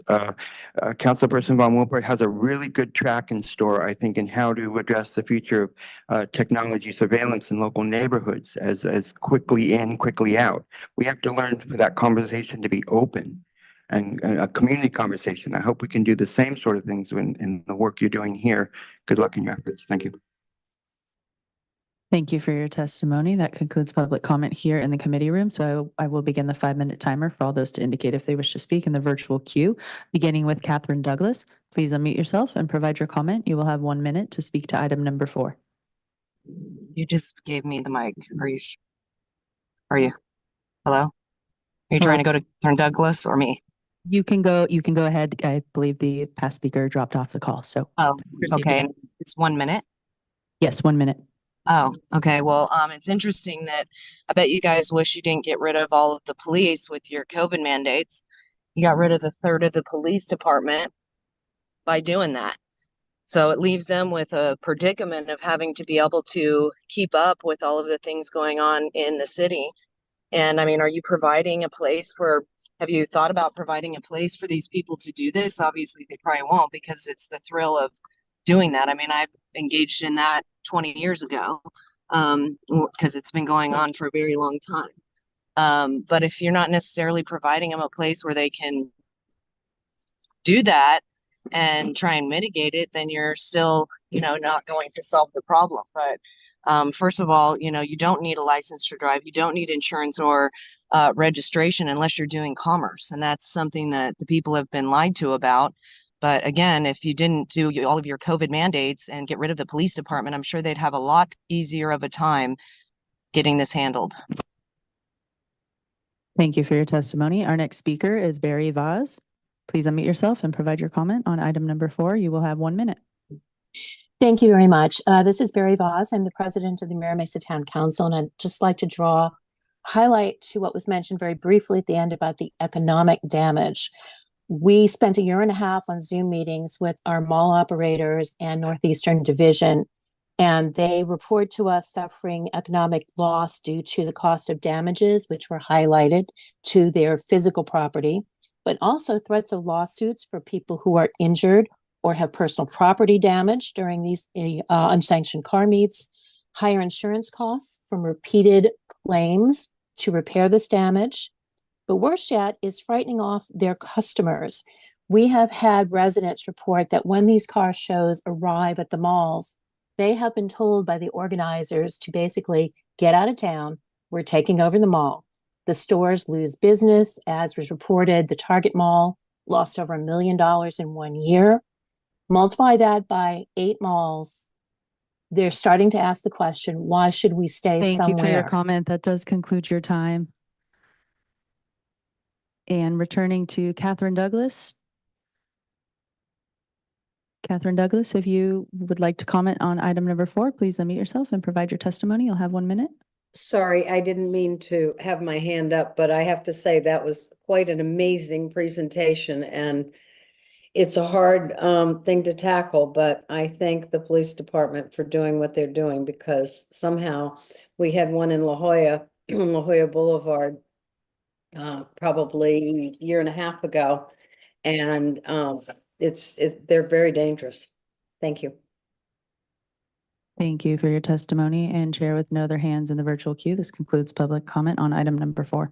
All right, thank you very much. I'll turn it over to my colleagues, beginning with Councilmember Whitburn. Thank you, Chair. Thank you for the presentation and for all your work on this. That intersection of Broadway and Pacific Highway down there, the activity that was going on, that's in my district, and it really upset a lot of the residents in the area there. I certainly heard about it.